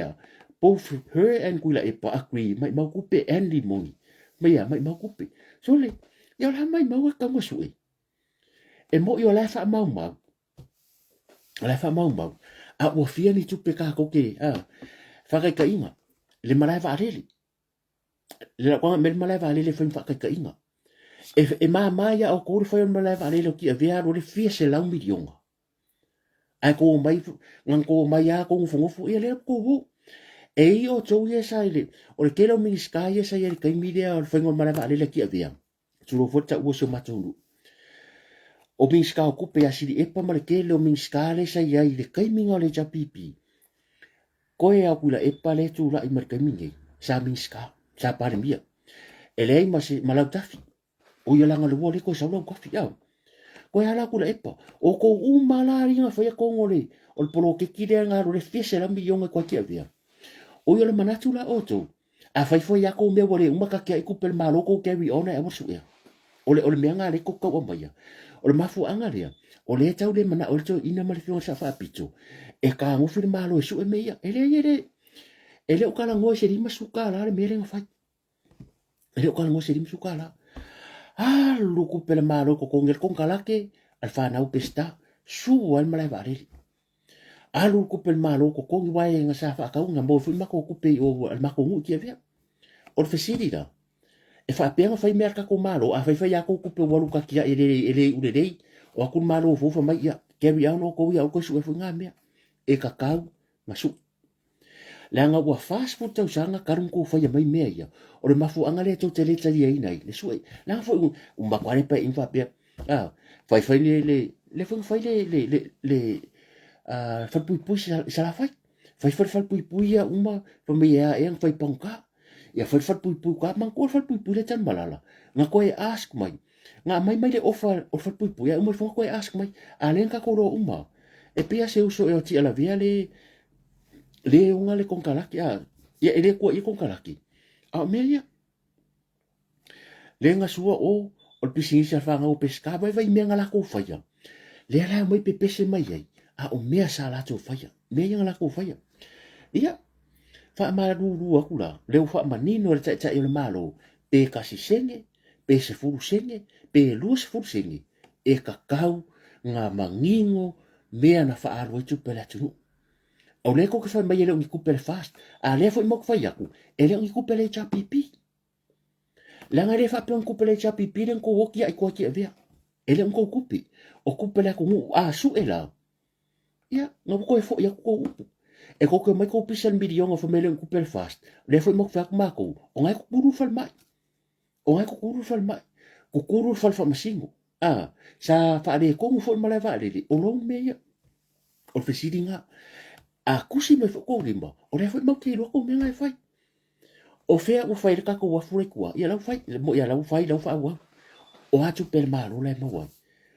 le ke lu ia ka ko ngure kwa sa ki kwa ba lo fa ko sa sa ti toa e langa wa o le paka o maua se kako kupere wafu ko vai o promisi e lefa mai empty promise a fai le wafu vai yusu e ke le ainga ruenga kanga ka Samoa o ye se au sa ki ko ma se awari paka o fenga le unga le wafu ngai kwa sa ko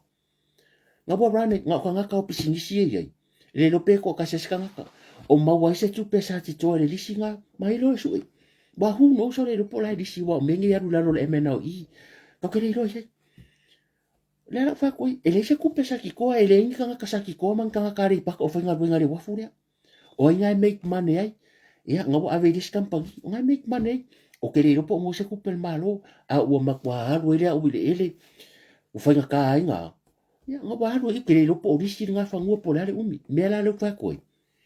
le fa nga mo po mi si de wa fu de va yusu fa me le a tele nga ruenga o ke le ka ko mo le fo fa aku le wa fu de I sale longa e ko fien sale longa fa nga ruenga le wa fu nga e ale wa fure i murfangua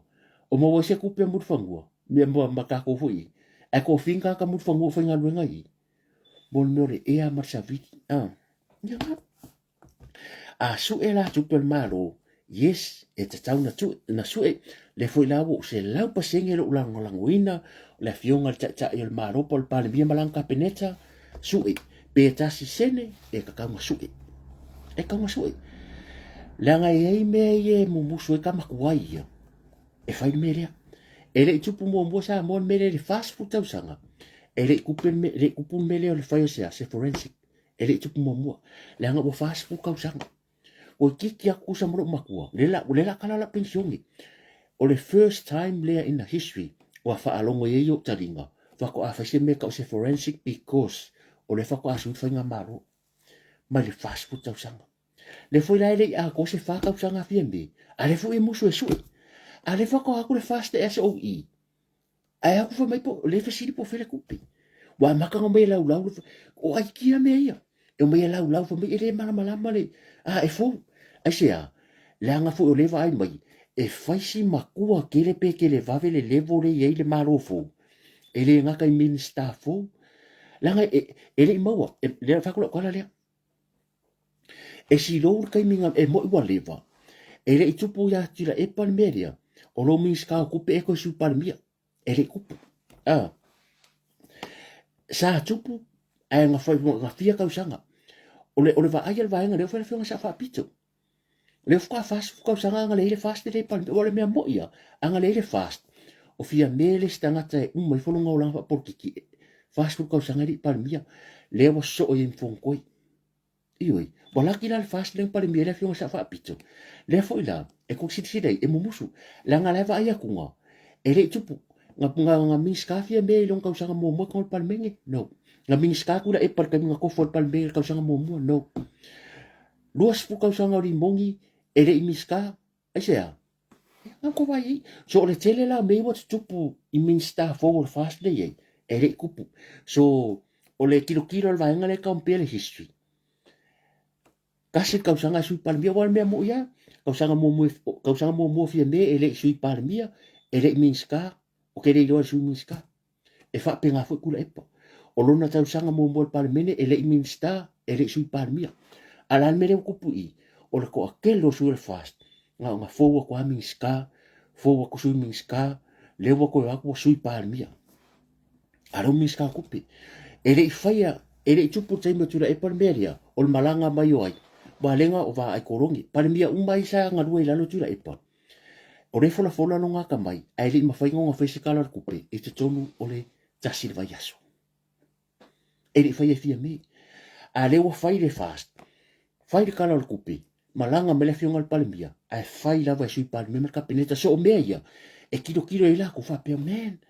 ele I kupu ya ma ko fa fenga fai ka nga kai e fo ale nga mako mai fo mako mo mai experience le inga wo umbi o Facebook ka sanga ale mo mai ka ya fai o le mela nga vai kui e ka mo fai ka mo fa mai le o fa nga mako mai sorry se mia ele folo aku fast la nga menga ko ke manga e folo ko o mea sa tu Facebook ko sanga a mei le ye lak po ka kong sa mo fa par mia wala ko alas ko vai kula I mato lupi ele ma fai o lo fai mere ma Facebook le ye ka ke fa le nga pa o le mea mo ya lo fa ko ele ma fai nga lo fai pele I tupu fo le lo taimi ma Facebook ko sanga lo su to sanga ya le fa fe kai le fast ia wa ele ko I fo I kuar kalango ele a lo fo I tuar tatu sa ai fa fe kai le fast malau fa ai fa kai le au le mali tu malau ka peneta pa inga karwai le fa ai fo le fionga sa fa picho fa ai awa ngale le makula epa ako va ai le kudinga kula epa fa forsa fa picho po yo fore loko tuli e kula epa langa miska na wa e ron me fai so sa miska le fa longo mai ngai ron me fai fa ma vai mai o fainga ngai o le fainga nga e tuila epa o fia menga ma fua I longa fa ma vai lo sauro o pe lo mo le lo po fe alo wa me pisa fa pero la malolo ia sa wale ka mur mai le fast fai mamaro fa lo nia umaro si ilo le fast la ko pale mia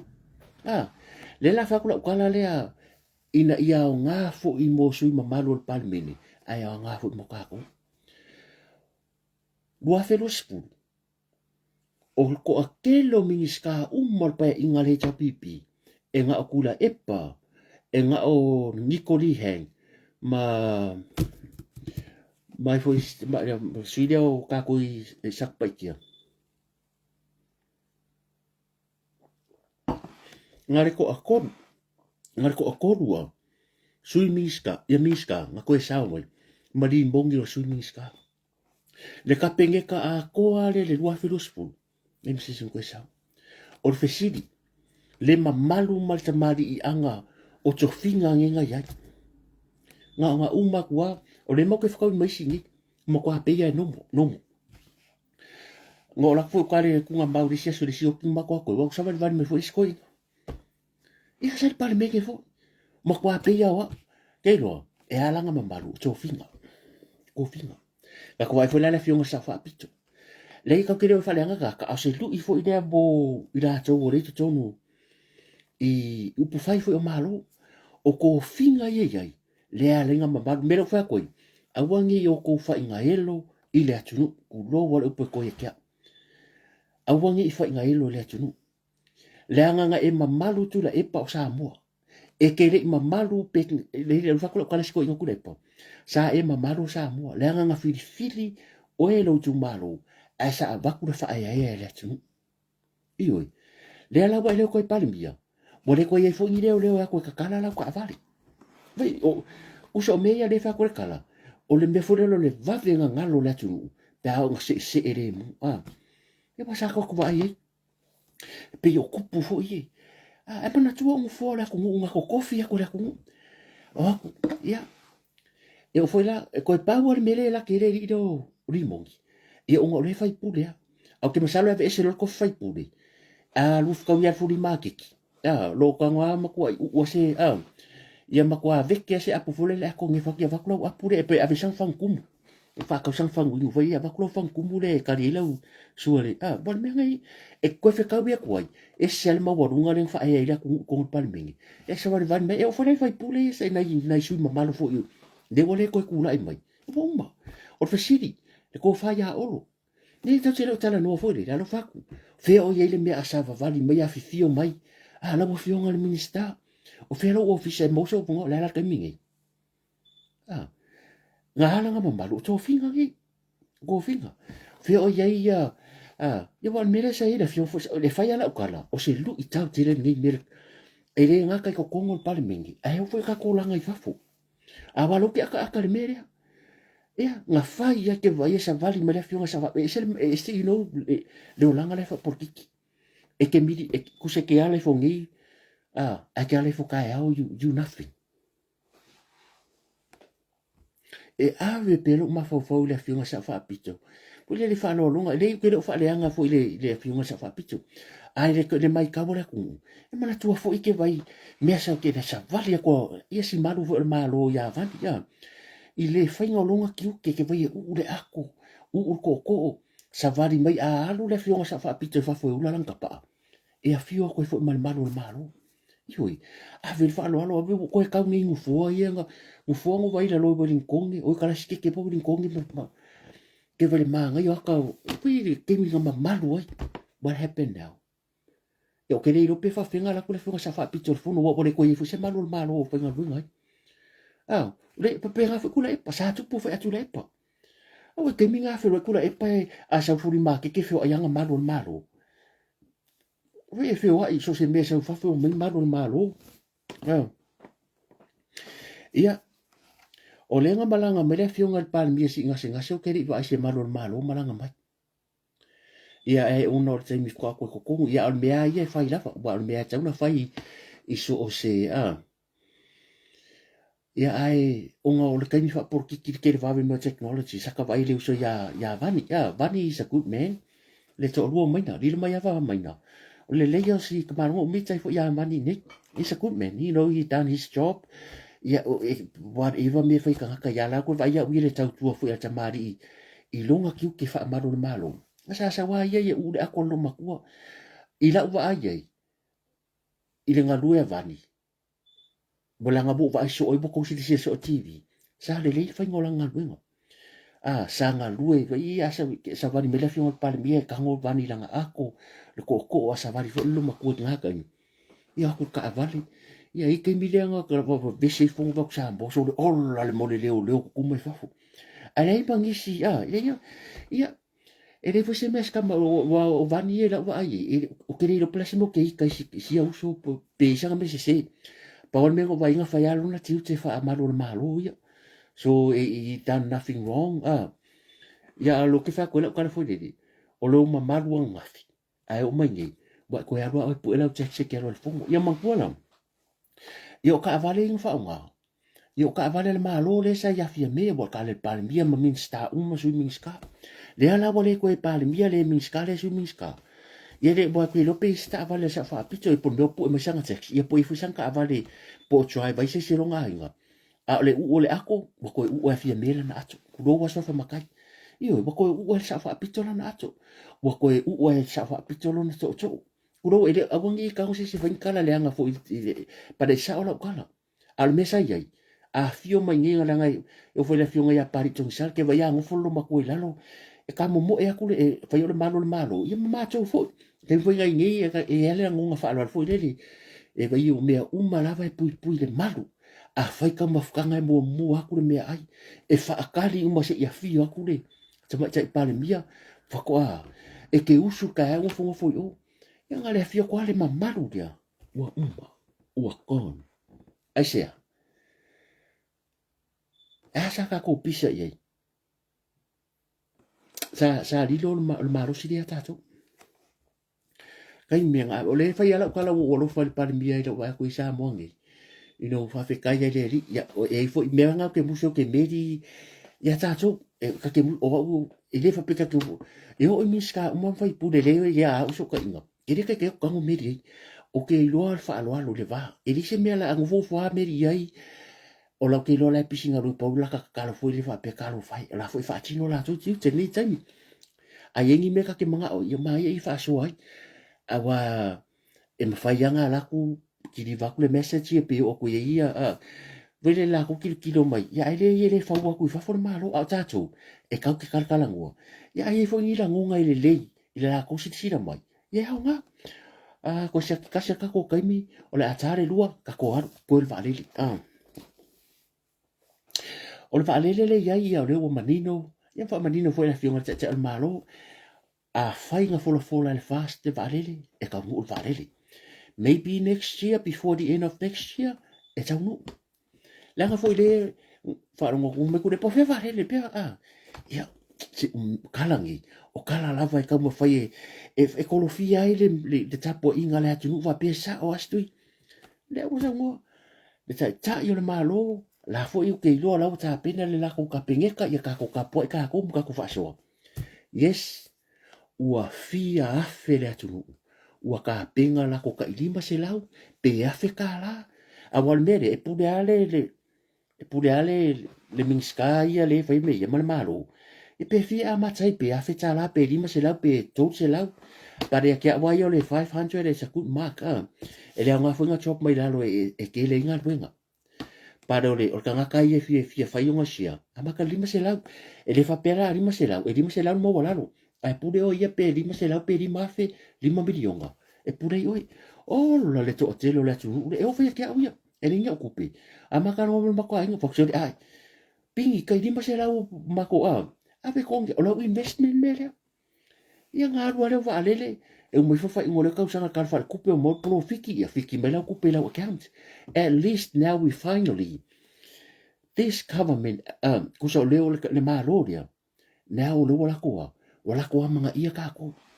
o se kai mi mo le wa ala mai ka ko ko ko ia war ke la me sai ngale you tosa ale ngo fa ka ko ke po le submarine ke po la fa ka lus pu wa fa ka wa malo fa ka wa ku ngai si ai le you tos mo le finance am ia Vodafone pa le for kampangi fo ngo ko post ngangi ko salo fa ngo finga ia fai ku a ku le wa fe lu le me te rupe ko fa ka musela mu ku puafi milionga e ko fa ka mer ke polia o ai la sia o ai ngisi o ku a ku ia me e lis lo ma ia vango e lei mo se sa mo e fi fa sanga sia va le so o le mea mo ia e tupu e kupu leanga o le ku lava ia le tua ngai o le la ku lava le anga luenga o le ngai a le melo ke vai e koi o le ngai o ka fareanga ia la ka kia me le ngai fa yaku o le ko vevesi fua ka kia mai e le ai se mea na fola fola le fast e le kamu la anga ko vai pa inka wai le fola ko vai inga wa ko si vai nga ki nga kala le fe va se la a ko mai fa mai fe milionga o fe me ko fola le ku ngai e ko ke ka mai el kasi ke simal varu nga wa ku pasia ai ko mai ole la ku fa mai a fe le 2 milionga for ya sambo e ki ngang ko mala ai ko ke mai e sui mi milo e milo upu e kama faia ole ngia le fa funga la tu ya le la fa ku le palai ai ko mumurum ko fa ngi si pela ko fioki kal kwaru wai si ole mea nga wa ko roa e fe vatu e 1.8 milionga wa kan ko fia ia me ngal ko yo pal me pa si kala ku pe ko me foi fa mai o fe le 2 milionga le folo o fe va adeli ia o le tadi la ia se ka ka ria po ia ka ria nga palai al va le happen di ia le ri malo o ta tonu e tu ia ka ko pa o ia e le nga ka o le tau te e nga mo ka ko fa folo di ma se laudia o le al mo oi awa o le akile ka ko va le ko rua sa mo New Zealand sa mo Australia sa mo Amerika uma e kupu e tupu ai sea le ngo le vision le ka kilkidoi e le fa ia me fo le mai posing o ta lo fa ka makukua o ka la ku va le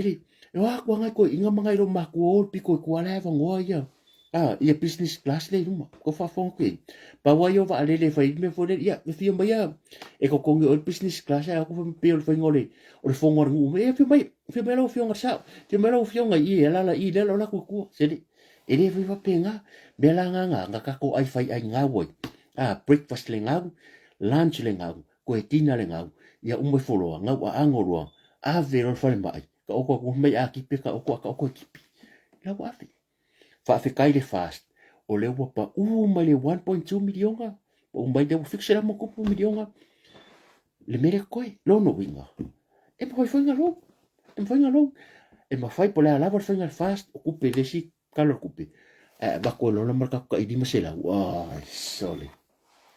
e ke ki e ko le va ale le o la wa va ale le you know for the very first time ke ya le va ale le sa mo e ono ka ko ngu fa pela le fa ngo ba fa ngo sa mo e wi sa pa fa e ka sanga ku o le mis ka ho vari e pa fa ngo ya mana tu le ka ko vari fa ngo ya ka ko vari le be se sa mo e wi sa fa ngo ya la nga e ya le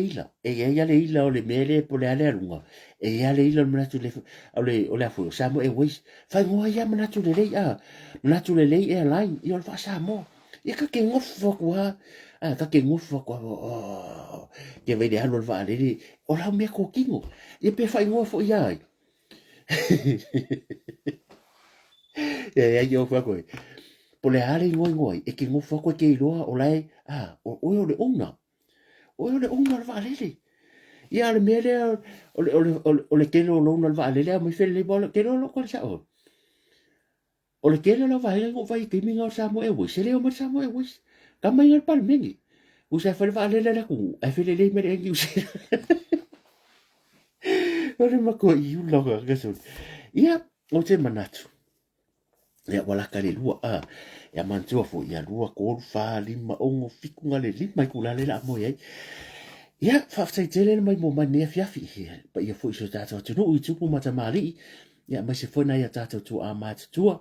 ia po fea lava se va engol neke lope o le te ma futa mai ai po Amerika ia po fea lava o Europa